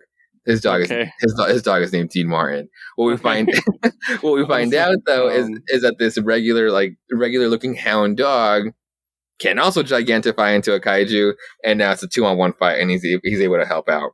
It was awesome. It was fucking great. So basically we get that ending, like she saves the day, but it also ends up being where like she now has to maybe start working for this organization, this government, because they use leverage against her. So we do get this weird open ending, and it's just like I want to come back because it was one of those books I was trying it out to see where it went. Like the first issue didn't really wow me, but every issue coming after that just kept getting better and better. It's like the way it would open the world, like Jenny Zero, she's kind of a badass in her own way. I just love how she just is. So yeah, it should not end just here. Gotcha. Nice. And moving on to our final quickfire independent publisher, we're going to talk about Behemoth Comics and NFKZ2. Josue, tell me about it. Motherfucker is created by Guillaume Runnard. So yeah, this is just basically an adaptation. I'm really happy that Run was replied to me on my tweet when I tweeted about this book. And I guess what I didn't know was how old this book was. Like the movie came out not that long ago, and even then I knew it was kind of an adaptation of something that I kind of wanted to get my hands on. Excuse me. I didn't know it was 15 years old. That this comic, really? the comic came out 15 years ago, back in France or in Spain. I forget exactly where he's from. Mm-hmm. And then I guess it slowly started getting traction and slowly made its way over here. Again, why it was made into a movie. And then now because the movie got some traction, that Behemoth, them doing solid adaptations of it, like, yo, let's just re-release it on the west side, on the Western Hemisphere as a comic, because that's what it was too. So it's really cool that we actually get this re-release, almost like a Destiny New York take. Nice. And so yeah, so it's basically if you've seen the movie, you're pretty much going to get it straight up in pages, which is cool because it is a comic made movie. And in this case, for this one, where we last, I guess the last one left off at if you're watching the movie with the book, it ended up around like the 20-minute mark, and now in this one, it's kind of like more like around halfway into like the movie is where it kind of ended. So it's cool. I mean, it's just like if you've seen the movie, you know what you're going to get in these pages. Yeah. Nice. All right, guys, time to move on to the big two. Yes. However, Josue, I have something I'd like to do real quick. Ooh, what is it? I just noticed something on Twitter. Okay. That I want to send over to you. So what we're going to do is we're going to pause this recording, and we're both going to watch a very brief video. Okay. Because the first trailer for Why the Last Man has dropped. Oh, I did see that. So somebody shared it earlier, and I was like, oh, wait. Do you want to watch it real quick? Oh, yeah, we can definitely watch it. Since we're in DC, it's Vertigo. Yeah, let's do it. So. Yeah. All right, we'll be right back, guys. We're back. Yeah. So for those who don't know, Why the Last Man was a comic book published by Vertigo, which is an imprint of DC. That's why I waited till now to watch this, because we're starting DC's our section. And it's considered one of the best comics ever made. Oh, absolutely. I don't think that's even controversial to say. It's for sure going to be on people's top 10 and top 5s. Yeah. And fuck, that trailer was amazing. I'm so fucking excited. The opening sequences, the pandemic like happening, like coming down, like there was literally ripping it from the pages. Yep. Like the paramedic lady and the ambulance scene, like you can just remember that part, those moments. Holy shit! Also, York, pretty hot, dude. Yeah, hot. I was kind of bummed out because I did like the last actor because he has like that weird face. I just liked him for York. But as soon as supposed to be kind of an average looking dude. That was what I always gathered, But totally, I'll take it. But we were getting a bunch of like quick one-liners, and then we finally he actually had his one-liner. We actually get to hear him like a good solid second, and I was like, yeah, no, I like this guy. I'm very happy with all the casting. Oh, dude, me too. Problems. Me too. So, all right, but this is a comic book podcast, so we are going to talk about comic books, and we're going to go ahead and start into our DC group now. I'm going to do something we don't do very often. Mm-hmm. We're going to start with a graphic novel. Oh, yes, that's right. So I picked up the new graphic novel, I Am Not Starfire. Okay. Written by Mariko Tamaki and drawn by Yoshi Yoshitani. So this is a YA graphic novel. And it's about the daughter of Starfire who doesn't have powers and is short and stocky. And for some reason, a lot of people online, the usual suspects you can imagine, hated this book before it even came out. Yeah. Because they're like, that doesn't look like Starfire. And then we're like, literally, that's the plot, is that she doesn't look like Starfire. And then they're like, why does she have black hair? And we're like, because she's a goth. And they're like, but she should have... Well, you find out first page that she has the same color hair as Starfire. She dyes it. So yes. You idiots wait for books to come out before you decide to shit on them. Anyways, I don't want to get too angry. Also, letter by Aditya Bidikar, by the way. Okay. So, very much her story has been like, it's almost like being a daughter of a celebrity. Everybody knows who she is, and she's had to deal with it her entire life. She goes to school. There's kids there that are like Teen Titans super fans. Mm-hmm. And they're just like, how's your mom? Is she off fighting? They're like, what's she doing? And stuff like that. So, yeah, it's just really interesting. Basically, like looking at it from her perspective, she can't live a normal life. It's just the way it is. That's the giant shadow. Oh, there you go. Yeah. So, gotcha. So yeah, it's just really interesting, and I love the design of her, and I know that was the big criticism. Yeah. So, like, even when she did look like her mom before she dyed her hair, like, again, she was short and stocky. That's just the way her body's built. Mm-hmm. It's like, here's the very first shot you see. is the two of them. Yeah. And a very important thing about this book is we don't know who her father is. Mm-hmm. And spoiler alert, we don't find out who her father is. Okay. It's never revealed. It's mentioned a couple times, and it's hinted that it's important. You can draw your own conclusions. Okay. And there's a couple different answers, honestly. But basically her storyline is that she's going to school. She decides she doesn't want to go to college. She's just rebelling against everything. She has a best friend named Lincoln, who is cute as hell. Oh, yeah. And she has a crush on one of her classmates, which is Claire. And Claire's the pretty girl. Mm-hmm. She's also really athletic, so she's not just like the snobby pretty girl. She's like the captain of all the sports teams and stuff, which I thought was cool. They could have easily just made her, cheerleader, but I thought it was cool that she's like an actual athlete and stuff. So, and there's lots of little bits about how she has to deal with like Tamaranian things, like her mother thought a good housewarming gift was a bag of wet bread and stuff like that. Just dumb little Starfire moments that we all love. It definitely took inspiration from the cartoon Starfire, not the Starfire prior to that. Okay. But I really, really enjoyed this. And basically it's about her coming to grips with this girl that she likes and pretty clearly likes her, but she has so much self-hatred she can't let it happen. Yeah. You know what I mean? And meanwhile, also dealing with the fact that her and her mother just don't get along. So there's a couple cool spreads like this, where it's just one of them on one side and the other on the other. Mm-hmm. And yeah, just that's a dealing good page. Yeah, there's a couple of things like that, and it's just really cool. She talks about her birthdays and how she always spends her birthdays. Her mom always has her like basically an outside barbecue every year. And it's like under the sun, and you're like, okay, that's interesting. And there are cameos of the other Titans. So like you can see one of her birthdays here. Mm-hmm. The 5 main Titans are there. Yeah. Beast Boy's a fucking hyena. So, but yeah, it's just really interesting. You're trying to figure out what's going on. And she ends up like hanging out with the chick and they get along really well.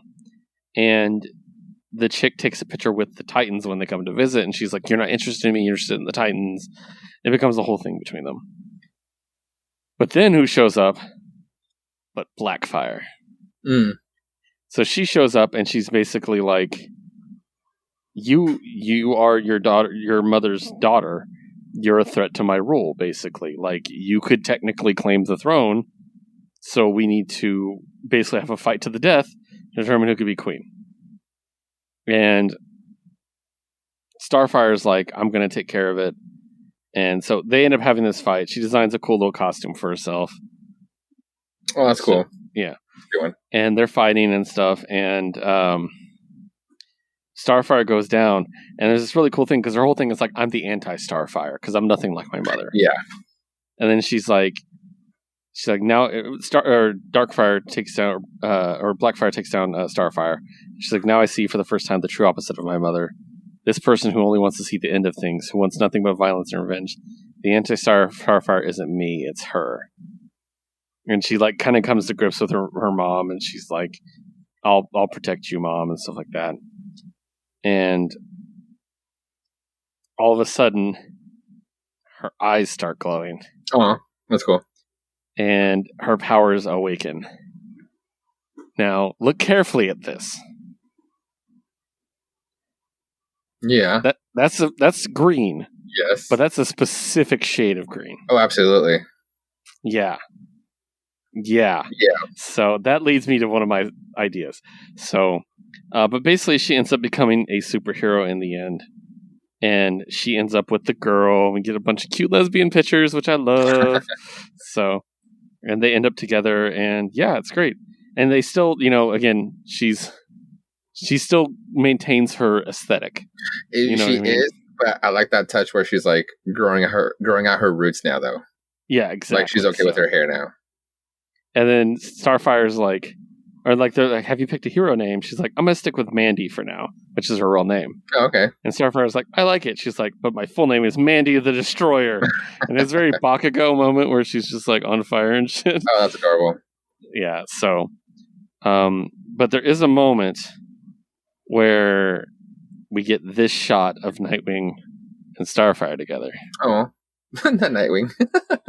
So, is there a really Nightwing good. booty shot? Huh? Is there a Nightwing booty shot, just to be sure? Oh, there's a killer one. I forgot about that. Me and Liz were making jokes about him, like some things never change. It has to be canon, yeah. It's a killer booty shot. It's a constant in the universe. There it is. Yeah. It's actually done in a way that's very much like, look at this booty shot. Like, it made me laugh. Like, they knew exactly what they were doing, basically. I'll find it real quick. But, so, it's never revealed who her father is. Me and Liz have a couple ideas. We don't think it's Nightwing. Mm-hmm. Even though that last shot kind of hints that it was Nightwing all along. Okay, here's the booty shot. It's so plump. It's just like, no, it's great. out there. It's wonderful. So, I think it's someone attached to a Green Lantern storyline. Ooh. Because that's a very specific shade of green. It is a very emerald green, yes. Yeah, so they leave it open. There is the shot of her and Dick together at the end, so maybe. Maybe the green is just, that's just the color she turns. I tried to think of a Green Lantern. None of them are age appropriate. Yeah. That are male, at least. Right. My only thought was Obsidian, but he's gay. That's true, yeah. I would not know. Yeah. Even though this is also, early on, what seems to be like maybe early showing of her powers is some lights are going out around her, and he has darkness powers. So I was like, maybe, and who knows? It could have been a sperm donor. Who knows? So, it is an Elseworld story. I mean, it technically is an Elseworld. So. I ended up seeing a pretty lengthy review for this book because I was just like curious like what this book's all about, and again, like after all the fucking negativity surrounding it, like I wanted to see like it was a good analytical video, and I guess like my not reading it but like getting kind of like the rundown of it. I guess like the one criticism I would agree with is just like particularly with Starfire, it's just the way that they wrote it too much like the cartoon, where it's just been like you're obviously a mom. It's been a while, and like you're obviously a mom. Like you're still like a little too aloof, but I guess that's the character. But it's just like you've been on Earth for a while now. You kind of get how some things work. Yeah. I think that was done intentionally, and it is a YA book. I get it. Well, for a good reason, because the main thing is to emphasize how different they are from each other. Mm-hmm. So that's a way to do that. Is for Starfire to still not be really like adapted fully, and yeah, like you said, it is a YA book. So I really liked it. I think it would be really good for a lot of young women to read this one. It's really good. Yeah, especially queer young women. It's a really cute love story, and I loved it. It was really good. So, that's good. That's cool. Fully, highly recommend. All right, so moving on to my only solo DC book, actual comic, Green Lantern #5, deluxe cover. Oh, so I did see it. Such a good one. Sojo Bolt, so good. So this one, again, this story takes place in 2 parts. I'll start with the second one, actually. It is John Stewart, as we revealed on the last issue, was on this planet with these people after everybody was destroyed, and he ended up saving these aliens from some slavers. And now they're all like, it's your fault they were here. And he's like, no, absolutely not. And he's like, listen, they're going to come back. They're going to come back for you. Because he's like, I'm a bonus. They were here to enslave you, to make money off enslaving you, basically. So he's like, we got to get you guys out of here. They're able to build the ship and get them all out off of the planet. And so they take him back to the Green Lantern base, and that's when he's reunited with the other Lanterns. They find out he's alive. Some of them are upset that he's still alive, and a bunch of other ones died. It's going to be a whole thing going forward, but it's really interesting. That also ties directly back into the main story, which was about Teen Lantern. And in the last issue, Teen Lantern found out that one of the head suspects for what happened to the Green Lantern planet is Sinestro, and not waiting to see if that actually is it, took off to go find Sinestro. There's a sexy shot here of Sinestro in bed with these 2 ladies. Oh, damn. Yeah. which is great. Sinestro fucks, exactly. So Teen Lantern shows up and just wrecks the Sinestro core on her own, basically. because she's all instinct, she's all rage, and so she's just absolutely wrecking them. And in the end, one of the Yellow Lanterns manages to get in her head and make her scared, basically, because she's not been trained properly, so she doesn't have the psychic defenses. So she's able to stop her like that. But then they're like, Jesus Christ, this kid's a powerhouse, basically. That's where that one kind of leaves off. It's pretty good. I'm really enjoying the Green Lantern run. I like that it's not the Green Lantern Corps, but it is, you know? Yeah. So I think it's pretty cool. So, all right. Switching to Josue's DC books. Let's talk about Nice House on the Lake 3. Cool. So I like that this book, I think this book is going to be, it is a mini. So 1, 2, 3, 4, 5, 6, 7, 8, 9, 10. It'll probably be a 10 issue mini because every issue has started to focus on a particular member that's stuck at the house now. And this book is, again, like I said, it just starts with a different character. And like the way it starts, it's like, I'm not sure if it'll end with them just going their separate ways. Like if they're able to crack this wall, this invisible wall, and they go into their separate ways, or at least they might be going back to where they're from and just maybe saying goodbye and ending it all where like they were meant to be all this time along. Because it's just like it's weird because like it's these pages that I'm talking about, and they're talking to no one. Like in these pages, like they're literally talking to someone, but they're talking to nobody. At least like nobody that you can see. It's almost like they're breaking the fourth wall. And they're talking to you, and they're having this weird, like it's almost like a talking head or / confessional. And in this case, it was just like, and they're always talking about Walter, the one that invited them there to just quote unquote save them from the end of the world.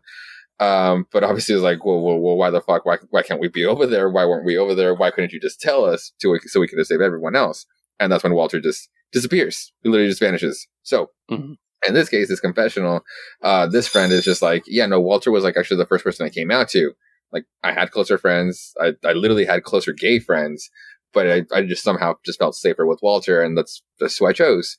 So it's like, okay, cool. So Walter was really a fucking friend. And you do get to find this out in the other points in the other 2 issues where it's just like, I guess like once Walter becomes like your friend, he almost gets like not fixated on you in a creepy way, but he really just goes all out to be your friend.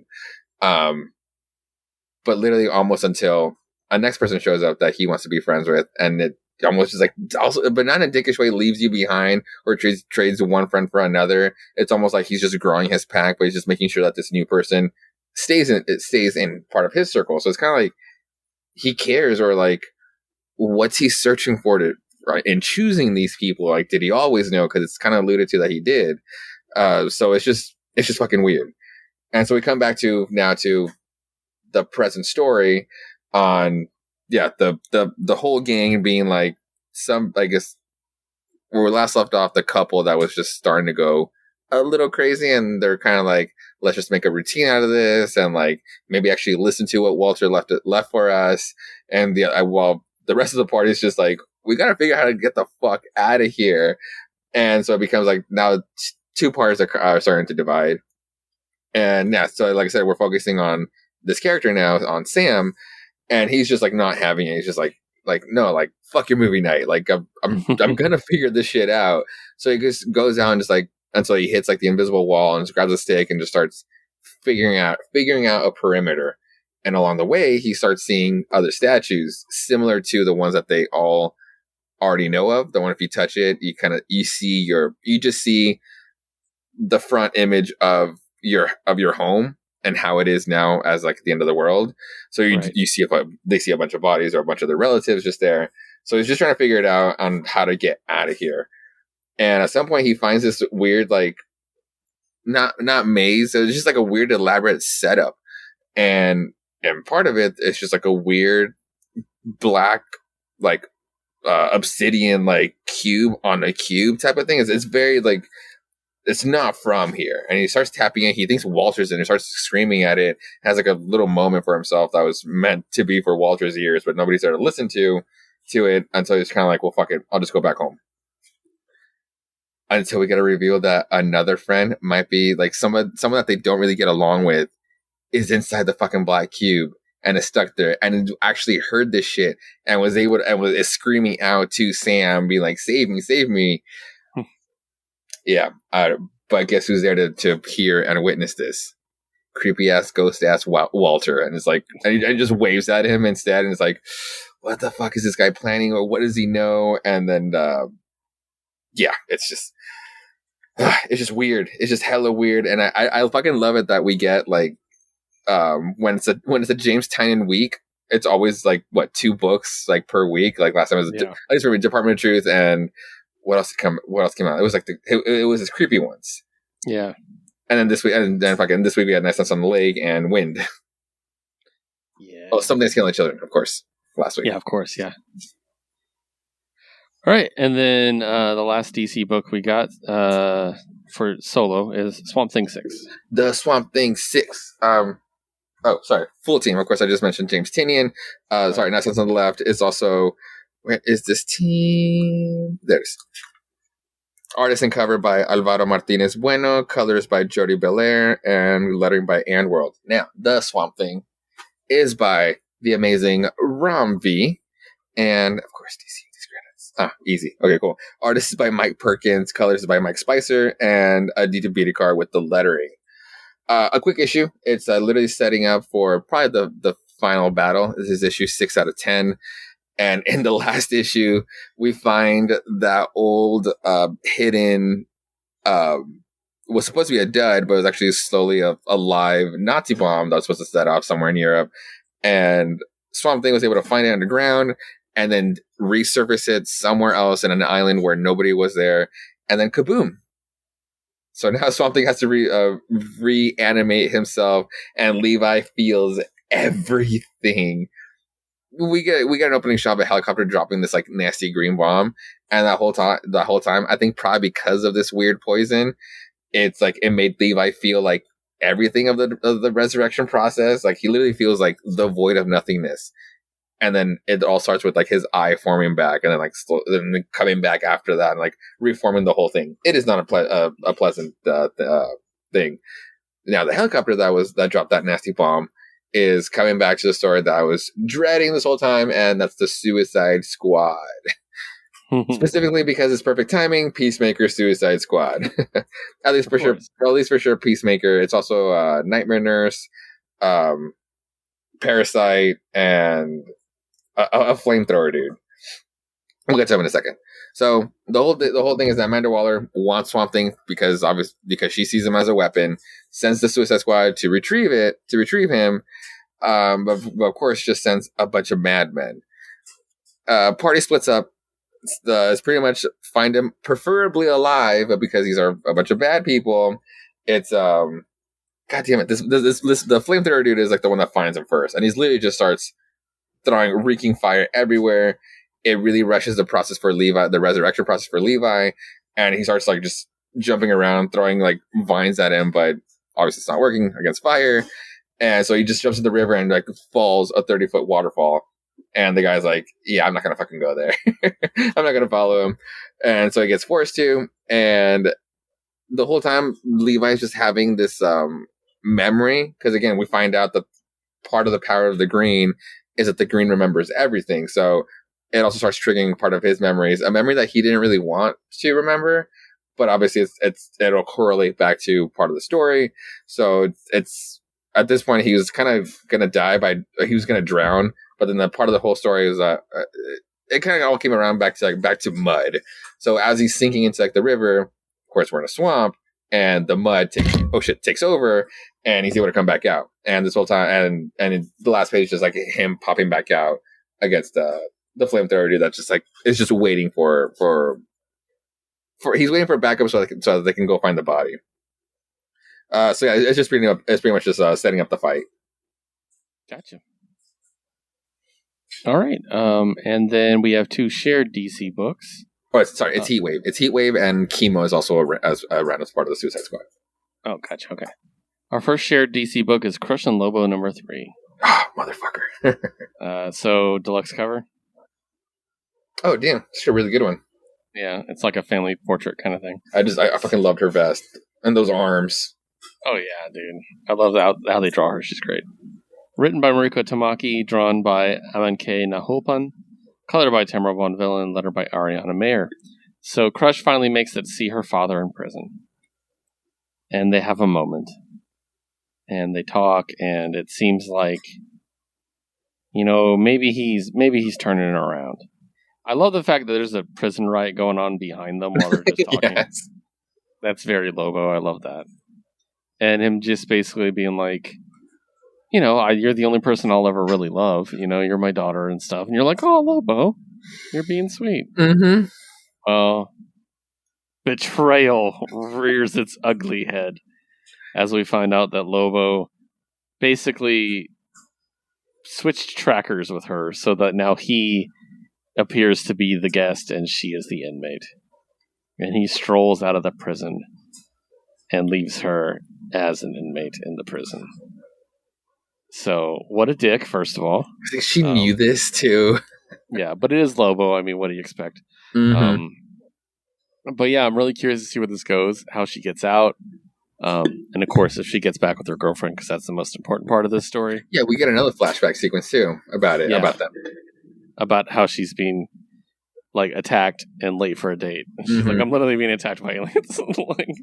So. I fucking, you brought up the prison riot scene. I fucking love that we got a full circle on the praying mantis story. Yes. I was going to bring that up. Just so funny. Yeah. And then now they're buddies. Lobo's they're cellmates now. So good. But I'm really enjoying this book. It's really fun. I know it's a mini. I can't remember if it's 5 or 6. 8. 8? Yeah, oh, shit. There wasn't at least some of the minis. I didn't even look for it. So, okay. Yeah, it just says 3 on this, so, okay, cool. But yeah, I'm excited to see where it goes. So we're not even halfway yet. That's interesting. And then our last DC book is Sensational Wonder Woman number 6. I fucking love this one. So, deluxe cover. Oh, whoa. Oh, that's a good one, too. It's sick. Yeah. So, it almost looks painted. So, written by Sina Grace, of course. Mm-hmm. Penciled by Paul Pelletier. Inked by Norm Rappin. Colored by Adriana Lucas. Lettered by Becca Carey. So, in this one, basically, we have Diana interrupting a bunch of Amazons that are attacking Parliament in England. And it's like, well, what? Oh, no, it was actually the Westminster. Westminster is where they're attacking. It's like, what's going on? She stops them, and she finds out that they are being controlled by Queen Bee. And she's like, well, we're going to stop that. So she ends up going back to Themyscira, finds out that Queen Bee is basically taken over the entire island, and many of her rogues. Yeah. So she has to basically defend herself against all this. And there's an awesome moment where she's basically like, hey, she lays down the challenge. I'll take on all of your fucking people. And if I lose, you can make me one of your people. Queen Bee's like, all right. And then we just get this cool, awesome, series of fights where, Diana takes on all these different bad guys. I really, really enjoyed it. It is kind of the who's who. Obviously, Cheetah's not there, Yeah. But a lot of the big Wonder Woman ones are there. I particularly enjoyed the Giganta fight, personally. Yeah, it almost seems like they got away with it by Giganta's leopard print suit. Yeah, it's true, actually, yeah. But I do love Giganta. It's really cool. And yeah, it's just a really cool fight. Again, we talked about this book a lot, how it's just episodic, anthology-esque. Not really tied to each other. Yeah. Mythology is a good way to put it. It's like stories. Yes. It's just, hey, look at this story. So, and what so go for it. Oh, what was I say? What I fucking loved about this book is honestly, and this will be a book. I got to get the last one. Sometimes trying to save money on New Comic Book Day. So this will be this book because I am buying the continuous Wonder Woman book. So this one will be more on the who's who for the creative process for this one. This one being Sina Grace for sure. I had to read my take on his version of Wonder Woman. Totally. And I didn't think I was going to love it as much as I fucking did because it just does something great to Diana. Or he does something great to Diana. I'm pretty sure it was his pitch for this part based on Wonder Woman's history. When she shows up to Themyscira, and at first it was distracting because I fucking love when Wonder Woman shows up with not a toga, but not a cape, but when she's rocking around that cape thing that she's wearing, she looks awesome. Right. I fucking love when she does that. And it wasn't until she starts fighting in the arena where she wouldn't be entranced by Queen Bee. She rocks the lasso in perfect bondage. Did you notice that? Yeah. Like To protect herself. That's why she offers to take. But in the style where she's wrapped around, it's literally in perfect bondage, but it's where she can be loosened up. It's like the way it's tied up. I didn't notice it. The way it's tied up, but that does make sense. Actually. It does make sense now, right? Go back in those pages. There's mostly in the arena where you get to see it. The way it's double wrap or triple wrapped around, so it's like for safety, so it doesn't starts rashing around. It's just the history of that part is why isn't that kind of utilized more? And then not even in a sexual way. It's just she's literally using it for protection. And it's just so badass. And that's what it literally put the icing on the cake for this issue for me. Yeah, it's been really good. It's it's almost like an ongoing anthology. Yeah. So I really dig it. But that wraps it up for DC this week, guys. Next, we're going to talk about our final publisher. As always, we are going to wrap up with Marvel Comics. Now, it was a small week of Marvel for both of us, but specifically for Josue. Josue does not have any solo books. Yeah. So I'm going to blow through mine really quick. My first one is Star Wars War of the Bounty Hunters, Forlom and Zuckuss #1. Forlom and Zuckuss are really popular characters in the Star Wars fandom. Mm-hmm. They're bounty hunters. One is they're very hard to explain. We'll talk about it in a second.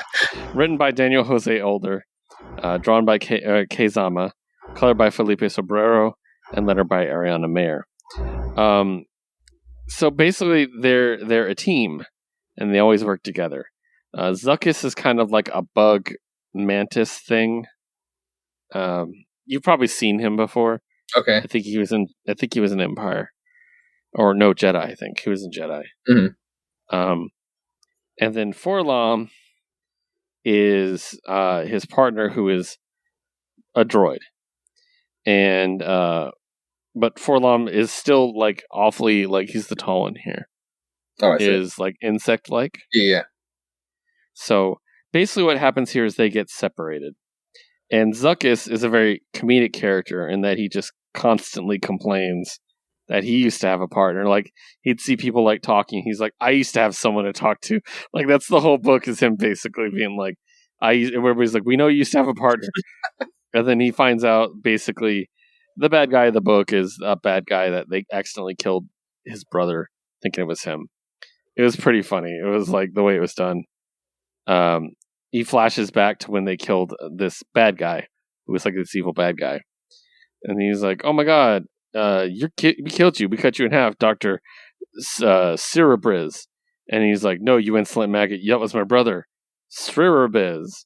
I said, Mama Zoo's always said we favored each other. And then it gets really dumb, where his and I love it, where his brother was actually a good guy. And he's just like, you need to do the right thing, brother. Don't, he's a philanthropist, and all this stuff. And then they end up killing him because they thought it was his brother. So it's pretty funny. But then in the end, Forlom comes back, but he's been hacked, and he doesn't recognize Zuckuss, and he ends up leaving, and Zuckuss is left alone, and is really sad. But I think that's going to play into the rest of the War of the Bounty Hunters, because this was totally a side story. Didn't really attach to it at all. Mm-hmm. Which leads us to War of the Bounty Hunters number 15. This one's written by Ethan Sachs, drawn by Paolo Villanelli, colored by Arif Prianto, and lettered by Travis Lanham. This is the one that's following Valance and Dengar, the other bounty hunters. Mm-hmm. And this one's pretty cool, actually. They it's just them preparing to go to the auction, essentially. And they end up recruiting this hottie. Ooh, very. Yeah. And he's like a pit fighter. So they end up recruiting him and everything. And it's just a whole fight going on. It was an action-filled one. And then who shows up? But Zuckuss shows up.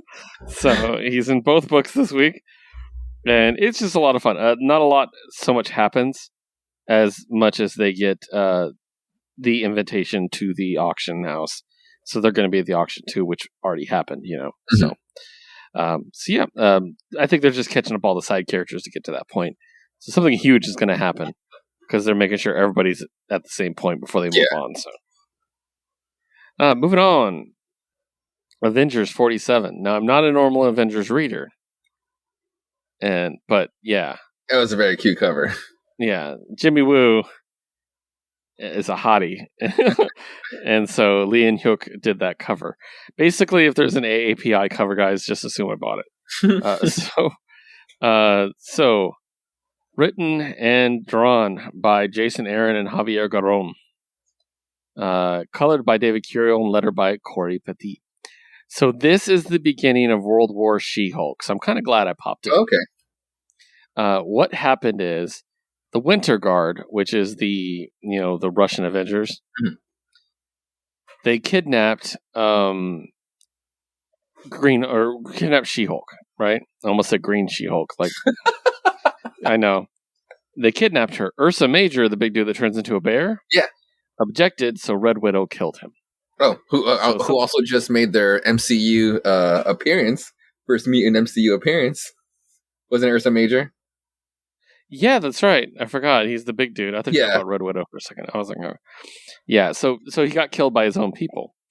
And basically, it took the Avengers a while to find where they took She-Hulk. And it's just up in the Siberian tundra. So they attack, and they attack in waves. It's really cool. Because it's up in the tundra, Cap and Iron Man have all white camouflage on. Okay, that actually look pretty cool. Yeah, it's pretty cool. So the idea is they're like, we're going to free her, so they bust in. And you see that Jennifer, She-Hulk that is being subjected basically to the Red Room brainwashing. Oh, I see. She's been there for weeks. Ooh. And they're just trying to get her to be just the Hulk. Ignore Jennifer, just the Hulk.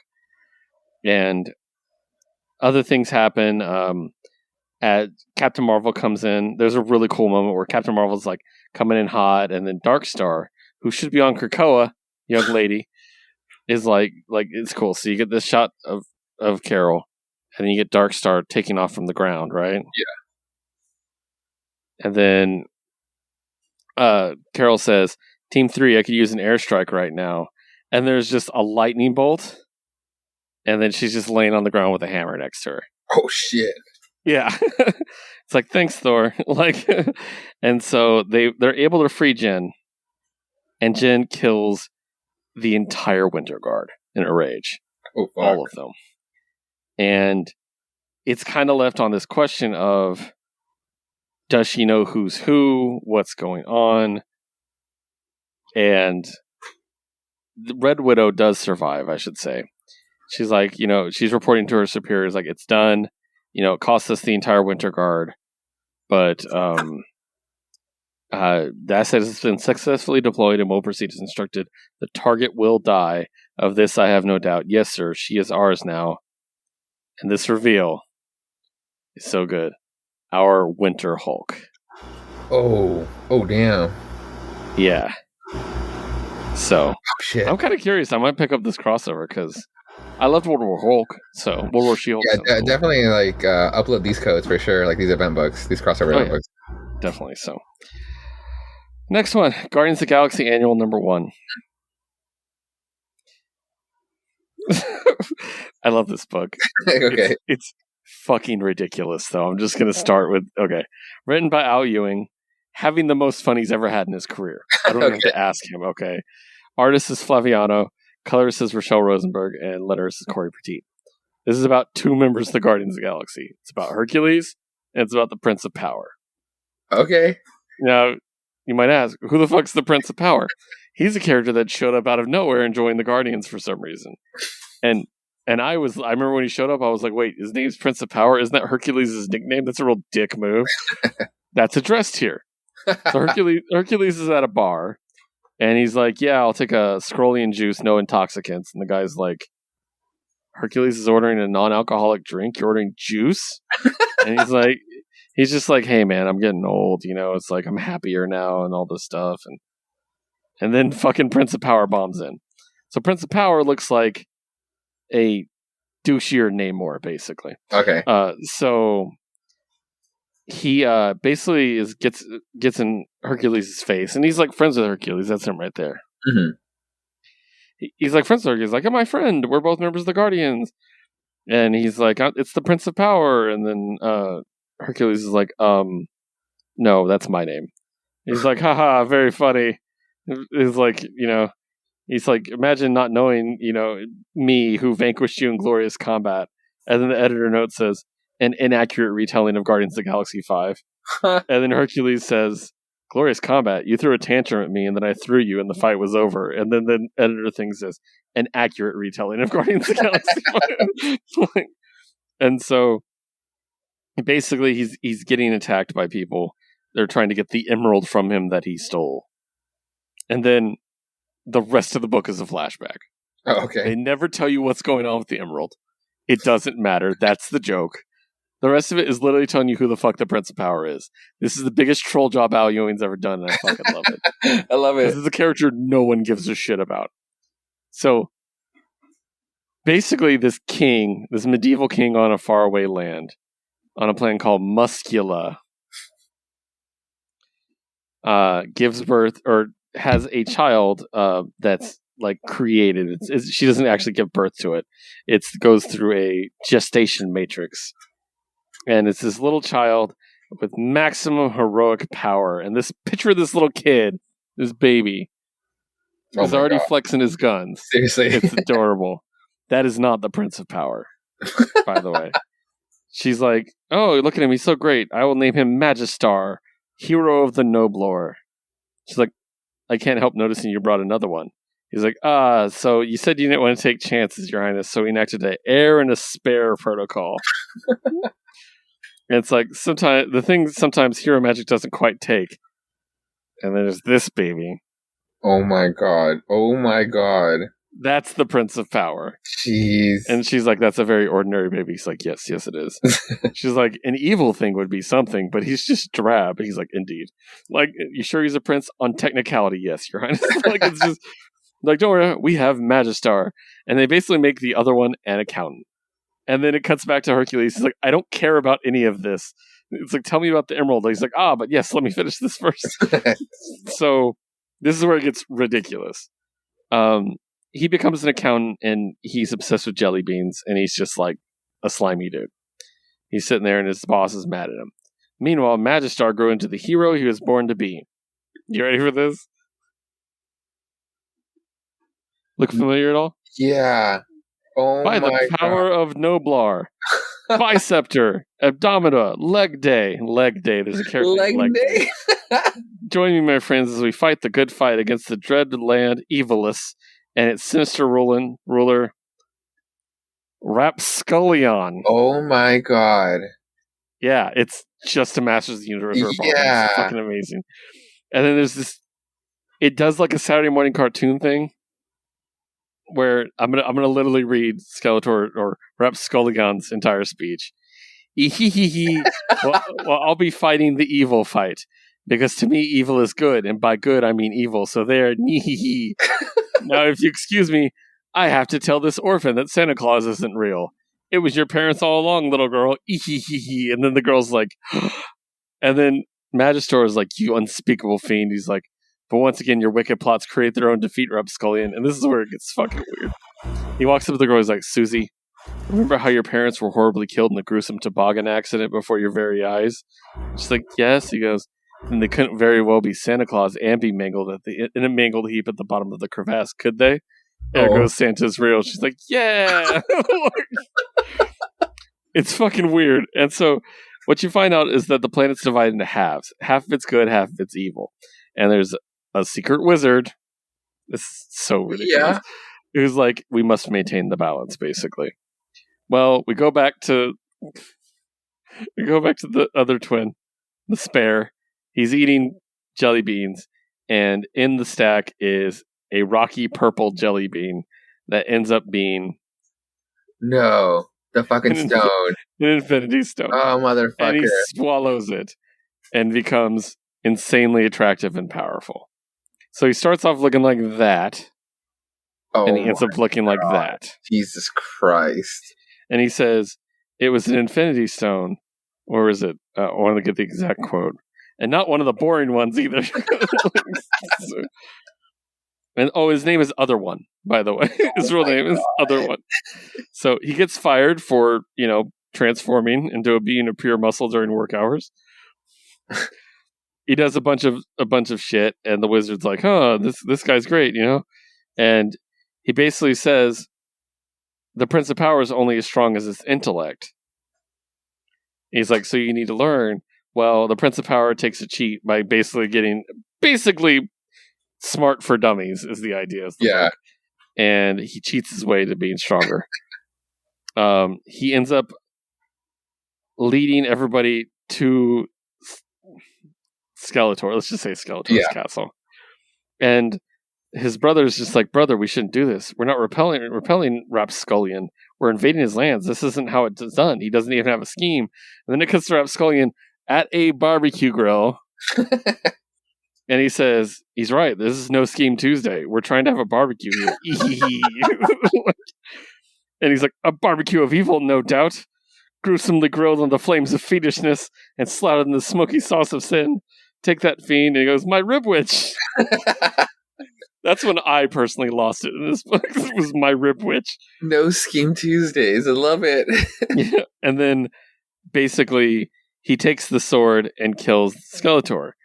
So the problem is, because he didn't maintain the balance, the planet destroys itself. Oh my god. He destroys the planet and kills everybody on the planet except himself. He's floating in space, and he's like, and the only survivor was the one who unthinkingly caused its doom. And then it goes back to the main thing. They finish the fight, and Hercules is still talking to him. He's like, how did you survive? He goes, I can hold my breath for 10 minutes. And he said, and the masculine minute is several standard days long. And then he's like, and then they found me, and he's just like, he's like, I know something of accidentally hurting those I care about. What you did, it must torment you. And he goes, haha, it does, endlessly. It's just great. Like, he's like, but I try not to think about it, basically. And then he offers to buy him a drink. Dude, it's fucking ridiculous. And this actually leads into the Nick Fury crossover with all the Infinity Stones to reveal that, yes, he does have the Power Stone. Like, absolutely ridiculous. And it does have the Nick Fury bit at the end, continuing that story. Okay. So. This is fucking great. It was so funny. Just the blatant ripoff of Master of the Universe. I loved it. I know it took quite a bit of time, but I don't care. No, that was all worth it. My Ribwich. That's going to be the title of the episode, by the way. Yes. Okay, so next, Silk number 5. I got this variant cover because Silk is a sexy girl. Yeah. I love Silk so much. Written by Maureen Gu, drawn by Takeshi Miyazawa, colored by Ian Herring, and lettered by Ariana Mayer. So her new big bad is Saya Ishii, a fashion designer and tech genius and all this stuff. Well, basically, they're going to have to team up to take down a cat demon, is what it comes down to. And I'm not going to get into too much detail, because that's exactly what happens. They team up to take down a cat demon. It was really cool. It's a lot of, Spider-Man style fighting. Was it Inkblot? Crossover. It's a big-ass cat. They also summon a demon. And the best part was, in the end, curse your sudden but inevitable betrayal, they're supposed to just stop the demon. Well, Ishii throws like a device into the cat demon's head, presses a button, and boom, blows him up from the inside. Oof. So she's like, no, we weren't supposed to do that. It's like, whatever, I do what I want. And then she finds out as they're leaving that her new therapist is Ishii's brother and was telling on her the whole time, so it sucks. But yeah, and then that's kind of the end of the arc. There's also it's actually the end of the series. Oh, okay. They did put on here that it's the end for now. They're like, but Silk will be coming back. Just keep an eye out on whatever your comic book news. So nice. Hopefully we'll see more. But I really like this run. I like Silk a lot. In this one, she's working for Threats and Menaces. She's basically J. Jonah Jameson's hero he approves of. He likes her as opposed to hating Spider-Man. So interesting. So he's cheering her on the whole time. So it makes it a little. And then she works at Threats and Menaces herself. So he's constantly talking to her about Silk and how great she is. God damn it! She's literally just another Spider-Man. Yeah, exactly. Yeah, that's the same spider. Spent her whole life studying all of his moves. It's just yeah, fucking JJ. And then my last solo book is Web of Spider-Man number 3. I got a variant cover, which is actually Chris Sotomayor. Oh, that's a good one. Hell yeah. I think it's cool. You might notice that's the Eiffel Tower. So, written by Kevin Schnick, artist by Alberto Albuquerque, colored by Rochelle Rosenberg, and lettered by Travis Lanham. So the Web of Spider-Man team is, of course, Spider-Man, Squirrel Girl, Harvey Keener, Onome, Moon Girl, and the Spider-Bots. They accidentally knocked out the power in half of Manhattan trying to save it, and Tony Stark is like, absolutely not, this is not acceptable. And he's like, I need your help with something, so you're going to Paris. And basically he locks them in a plane, so they can't get into trouble until he gets there, basically. Awesome. And they're flying, and they're like, we're going to Paris, basically is their reaction to getting in trouble. And they're flying over Paris, and they're talking about, there's an Eiffel Tower, just like in Las Vegas. They're like, that's the real one, like, and stuff like that. So, once again, Green Goblin shows up in Paris for some reason, and attacks them, and knocks out the pilots and their plane, and it starts going down. So, they basically, the whole story of the issue is they have to find a way to save the plane, to land it. None of them know how to land it. Also, the power's out and all this stuff. And none of them know Peter is Spider-Man. Okay. So he has to pretend to just be Peter Parker the whole time. And they just know him as the guy that makes all of Spider-Man's gear. So he's like, I have some web shooters I made for Spider-Man that I was testing out. I have them on me. Let me use them. It's pretty funny. And yeah, basically it's kind of like a fun, like, cooperative story where they all have to do their part. And they do this really cool bit where they have the VTOL engines, which are the engines that, normally face this way, but then rotate 90 degrees to be like the vertical takeoff. That's what VTOL stands for, vertical takeoff and landing. Okay. So, but because the power's out, it won't shift down. And that's what they need, is they need to shift down to land softly. So they grab these two fire extinguishers, and it's really cool. I liked this.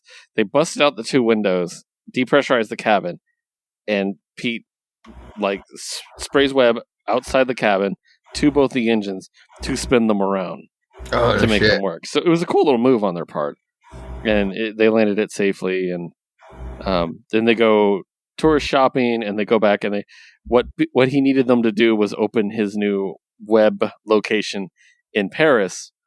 And they're like, "Ooh, it's gonna be all fancy." And they walk in, and it's literally the exact same lab. Everything is exactly the same. Oh. And they're like, "What the hell? This is the same as our lab." Like, and like, I thought this place was gonna be different. And it says, "It is. It has one big improvement." And my boy Amadeus Cho shows up. Love it. And I'm so excited. I love Amadeus. He's just great. So good stuff. It's fun. It's a good younger, read for a lot of people. So yeah. And focus on a lot of the young heroes in Marvel. So that's cool. All right, guys, we are going to move on to the 4 books that me and Josue share, and then we're wrapping up. The first one I want to start with. Actually, I'm going to change this order right now before I even start. Let's start with Sinister War 2. There you go. So I got this cover. Oh, nice.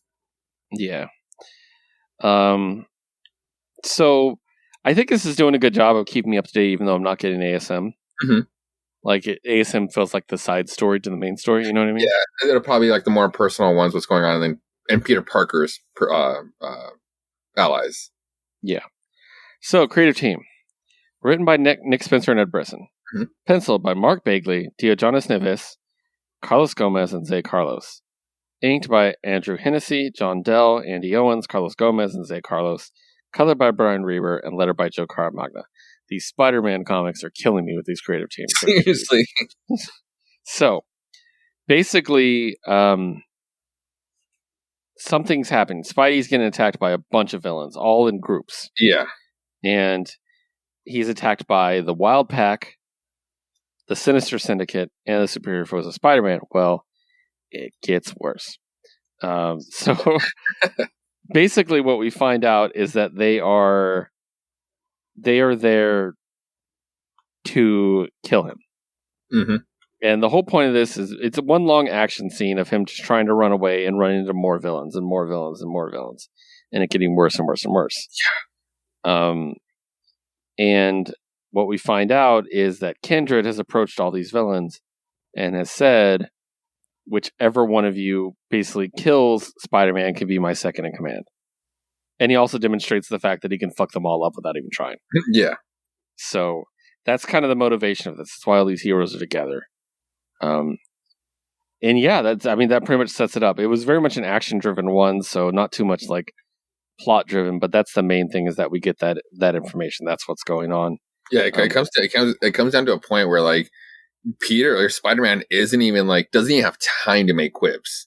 Like it's just like one punch, avoid, try to swing away, next fucking guy. Same thing over and over. It's like, again, it's supposed to be up to 30 fucking villains, 6 sinister teams. It's all fucked. And I like the one quip he did get that I really liked was when they're basically saying we're going to kill you, and he's like basically says he's not going to die by Slide's hands. Oh yes, that was pretty funny. I was like, that's a good dig. Fuck Slide. So, but yeah, good book. And no ASM this week, so that's pretty much our Spider-Man update. So that brings us to a number 1. Oh man, Spirits of Vengeance, Spirit Rider number 1. So, written by Taboo and B. Earl. Yes.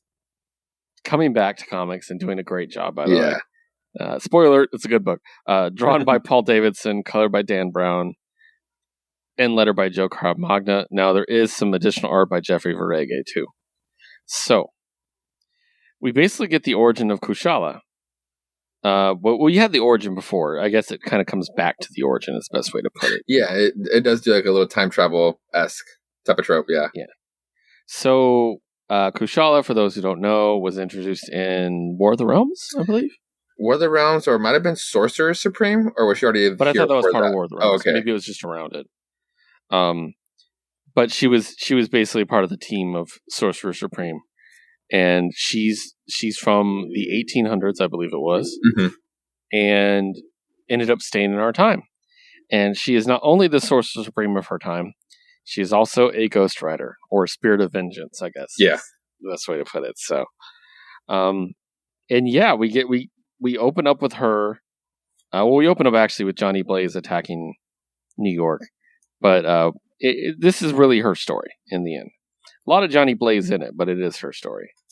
And basically, what she finds out, Doctor Strange is like, "Listen, I need your help. The demon that's in Johnny Blaze is out of control, and we just need help, taking care of this." I really, really, really like the design of a lot of this. Oh yeah, a lot of the art is really good. Just that shot. Yeah, stuff, dude. She just looks badass. And the way her magic looks, it looks completely different than Strange's.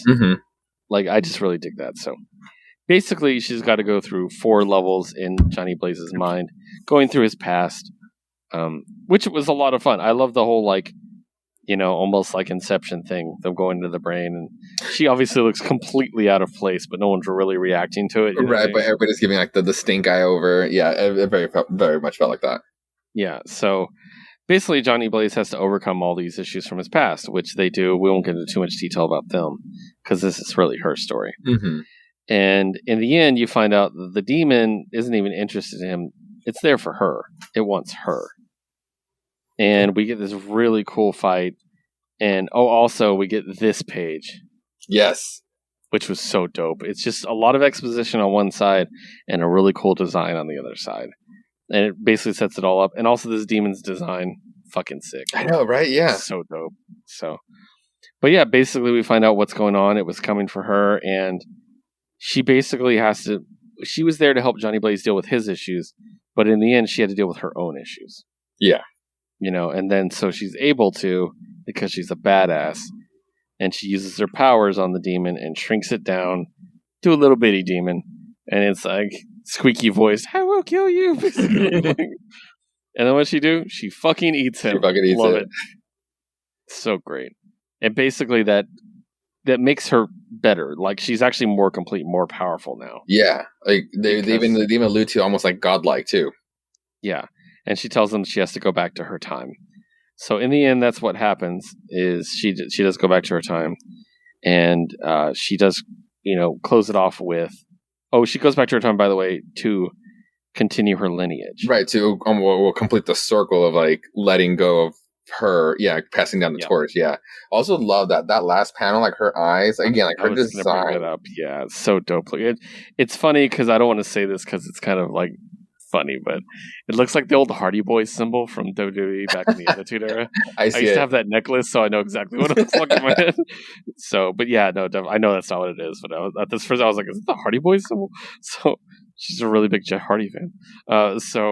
But I dig the last bit. I am Kushala, a sorcerer supreme, but no longer a ghost or demon rider, nor a spirit of vengeance. I'm something new, a spirit rider. A spirit rider, so fucking cool. So now that it's set in the past, we can establish something new that was from then based on this. Like it's so good. So this is a one shot that leads to a new series. To which one?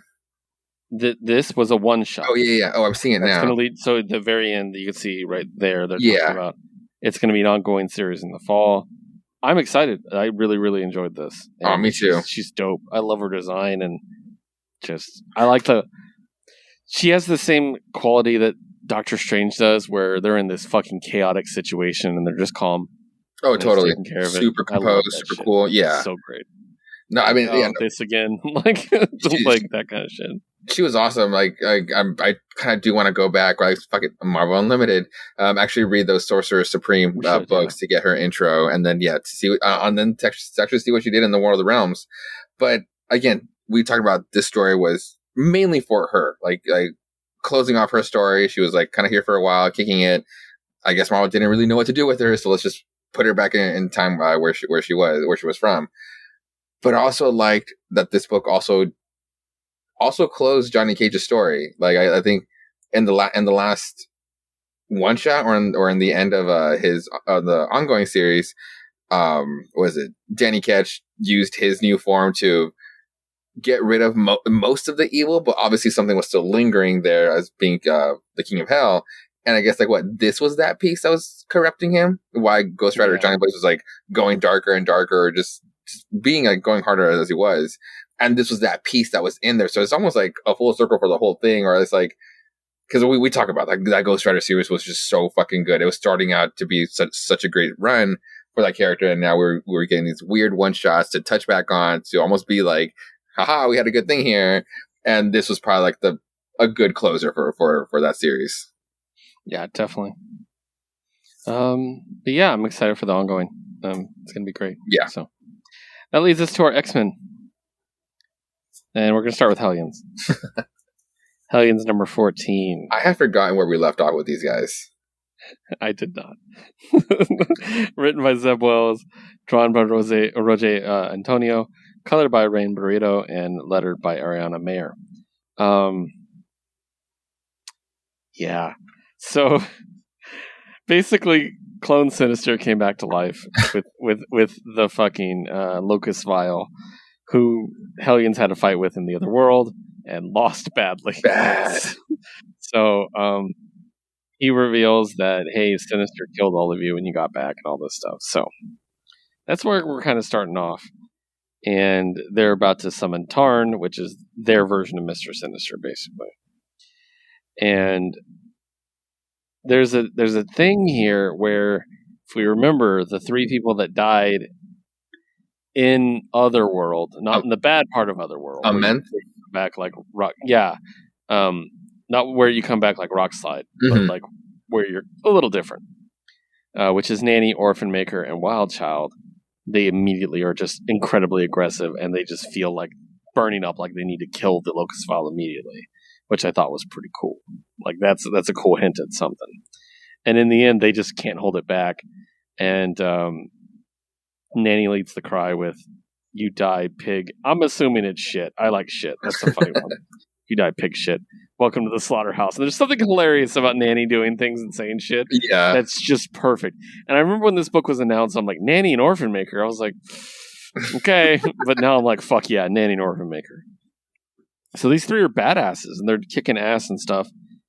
And then I love the bit where Clone Sinister's talking shit the whole time. He's like, "The boy ventures too close to Amino Fetus. His powers are forfeit." And he throws a fucking grenade at him. Yes. He's like, "Are his grenades forfeit? Shut up." Like, so throughout this awesome badass fight scene, the Sinisters are bickering the whole time, which is great. And then Tarn comes, and they attack him, and he actually returns Wild Child to the state he was in prior to his death, so he loses like the extra aggression and stuff. Mm-hmm. So Josue, can he return Rockslide? We can only ask, right? Can he return Gorgon? Man, Gorgon did. But Gorgon didn't come back completely different the way Rockslide did. He's a kid. He's a little kid version. Yeah. So yeah, I'm hoping we get Santo back is what I'll say. Yeah, I know, right? Although I do love new Rockslide. He's adorable. It is fun. It is interesting getting to know him too. Yeah. But the fight ends basically when Tarn's like kicking ass, and then all of a sudden Sinister unleashes all of the clone Sinisters. And they're all attacking Tarn. And then the Sinisters run away through a gate. And they're like, yep, I'm going through this gate. Only I can go through it later. Fucking asshole. Just being fucking Essex all over again. He's such a piece of shit. I love him. He's just great. So. It wasn't until I was definitely surprised the first time around when it's like, oh shit, he had a backup plan. But it wasn't until right now where we're going through the pages, and it's the scene where basically once Wild Child starts going aggro, we get the info page, and the next one, and you get a clear shot of the background, and every single one of those crystal capsules has a fucking diamond on their chest, and it was there under our noses the whole time. Yeah. Yeah. Also, I did get the In-Hyuk Lee cover. Yes. Of course. Because it's wonderful. So, that leads us to our last book.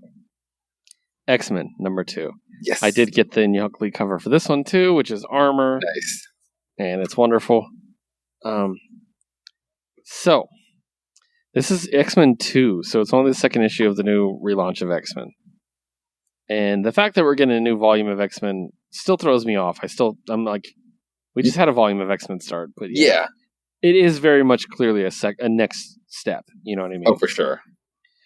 Written by Gary Dugan, drawn by Pepe Larraz, colored by Marte Gracia, and lettered by Clayton Cowles. So, in the first issue, we saw several big bads that are possibly going to be coming up for the X-Men. We saw the angry rich dude who was trying to terraform Mars. We saw a couple different things, but we also saw Cordyceps Jones, which is just the best name. And it's basically a living fungus who runs a casino where they're taking bets on what they will use to destroy the Earth. We're going to throw this at it. Will it destroy it? We'll see. It's all a big gamble. It reminds me of Rat Race. Do you remember that movie? Oh, fuck yeah. It reminds me of that where they're betting on poor people, like trying to get money. That shit's great. So, except obviously they're trying to kill everybody instead of, just make fun of them. So what do? They unleash the annihilation wave back on planet Earth. Like it's that simple. Yeah.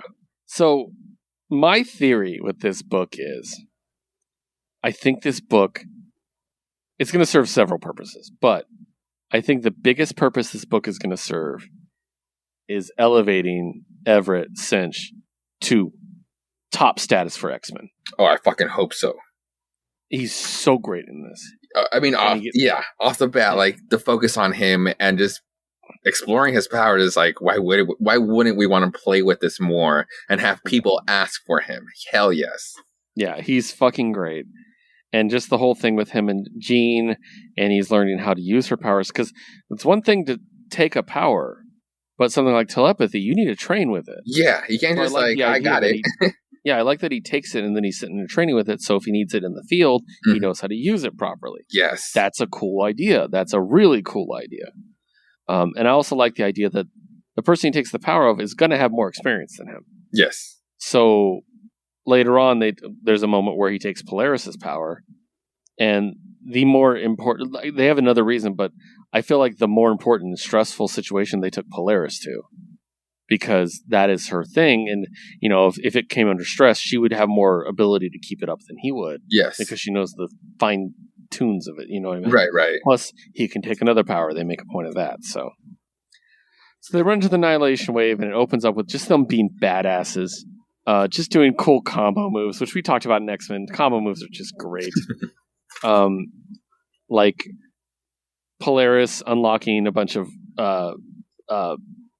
logs from a truck, and Jean using her telekinesis to throw them at the wave. To squish My him. personal favorite is Rogue throwing one with Scott shooting it, so it turns into just... It's basically Magneto with the frozen magma, but Yes. with wood instead, and just eviscerates them. And I love the bit where it's like, the more matter it eats, the bigger it gets, like the Blob, the McQueen film, not our bartender. Which I was like, shout out to Blob. So basically, they just do what they need to do. They contain the threat, they destroy it with minimal casualties, and because Jean is so fucking good at what she does, she's able to break into a brain and figure out what's going on. That is, the annihilation wave and what's going on and everything. So, at the end, it took a really cool turn because I'm like, okay, I know what this issue's about. It's going to be starring Cinch, also Jean and Polaris probably are the big focuses. But then we get an awesome turn. Oh, fuck where we yeah. talk about Sunfire. Yes. And I have a low-key love for Sunfire. Like, I've always really loved the character, especially Age of Apocalypse Forward. Okay. Because he was so great in Age of Apocalypse. He was one of the stars. So, but basically, like, someone in the town, I think they're in Kansas, is like, you save the town, what's your name? And he's like, Sunfire. And then he literally tells his story, and he tells what he told during the election. So we're going to get one every issue, I think. We fucking better. I really want that so bad. Yeah. And I just love this. Like, he was always so angry. Yes. Like, his entire life. And he was always about his self-interest and everything. And he's like, and ever since Krakoa, he basically told them, hey, I'm here to serve at this point. And I'm like, oh, that's so dope. And they actually end up staying and having barbecue with them, which is dope. And also because, if it wasn't because of the panels we recently saw, and it's his book, is this supposed to be Jerry? It could be. He did have like the dark mustache and the white beard. That's true. Right? But yeah, dude, I want some Kansas barbecue. That sounds delicious. Oh, hell yeah. And then we get another tease for another big bad. So things are just going to keep happening. You know what I mean? Mm-hmm. And that's kind of leading to the hidden threat of this book. With all these big bads popping up, people are starting to ask, wait, didn't these X-Men die? Why are they back? Yeah. What are humans going to do when they find out that X-Men can clone people back to life, but won't do it for anyone but mutants? Yeah. I mean, they got their extra 5-year pill, whatever. Yeah. Well, I mean, that if the public found out about that, oh, for sure. Yeah. No, I definitely love this issue, especially we're exploring the Cinch Sync, but then like the great surprise of like the election process was so cool, and to like we were there, but to actually get to listen to everybody's like, or the ones that were serious about being elected or to be elected for, to just hear those speeches, like I would have loved to be part of like that part of the process, and then like everybody just coming to a vote, to hear that speech at the gala and like, yeah, fuck it, you got my vote, Sunspot. Sunfire. I would be remiss if I didn't mention the very beginning of the book where Rogue finds out that Gambit is having a poker game in the bottom of the treehouse. And I love it because Rhino's there. It's Rhino and Black Cat. I love Rhino. And the thing is fine, but the thing is also cool with just these two cats being there because they're probably good at poker. Well, half the time Rhino's a good guy. Like, it's just... Well, that's true. Like, he's just a thief. You know and these would be the assholes to be like, no, I'm fucking good at poker. Yeah. So yeah, invite Black Cat. Let's see if I'm better than her good luck. Yeah, like, so I love it. That was fun. He's like, shit, I shouldn't be here. And then Rogue's like, you invited supervillains into the treehouse when we're just now making our debut, we asshole. Paparazzi outside every fucking day. She's like, you're not even on this team. Get the fuck out of here, dude. What are you doing here? So, all right, guys, that's the end of the comics for the week. Josue, anything to wrap up with? Anything else? No, that's all it. Awesome. Well, to wrap up for me, I've been listening to an audiobook for Six of Crows, which is the one of the series from Shadow and Bone, the show, which is fucking great. If you guys haven't seen it, watch it. It's amazing. It's the best YA show I've seen in a long time. But Six of Crows is a heist story, and it's fucking fantastic. And I'm halfway through it, and I love it. And each character get like spotlight chapters, and there's a different reader for each character. So it's really cool. Well done. So I'll keep you guys up to date on that. Other than that, thank you so much for joining us on We Have Issues. You can check us out on Twitter at WHI Podcast. You can check me out at WHI Podcast Keith. Our producer Liz at WHI Podcast Liz, and Josue at Josue Reads Josue. Of course, you can check this all out on Geek Elite Media at Geek Elite Media, as well as geekelitemedia.com. You can also check out our other show, Jukebox Vertigo, where we talk about music, and we put together a playlist every week, adding things on according to different categories. Our next episode, which should be coming out on Monday, is about artists who were gone too soon. And we definitely went into some detail and got a little bit emotional at times. So Yeah. it's definitely a good listen. And then, of course, check out our other show, Podcast Ultra. You can find that on Twitter at Ultra_podcast. We did have to skip last week, but we'll be back again. But it's about video games and what we've been playing and everything. So follow us there, and we really appreciate it. But thank you so much, again, for joining us.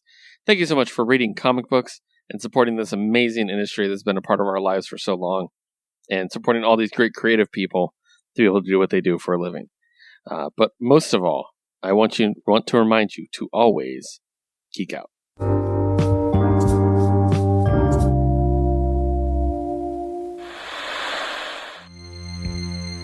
This concludes our broadcast.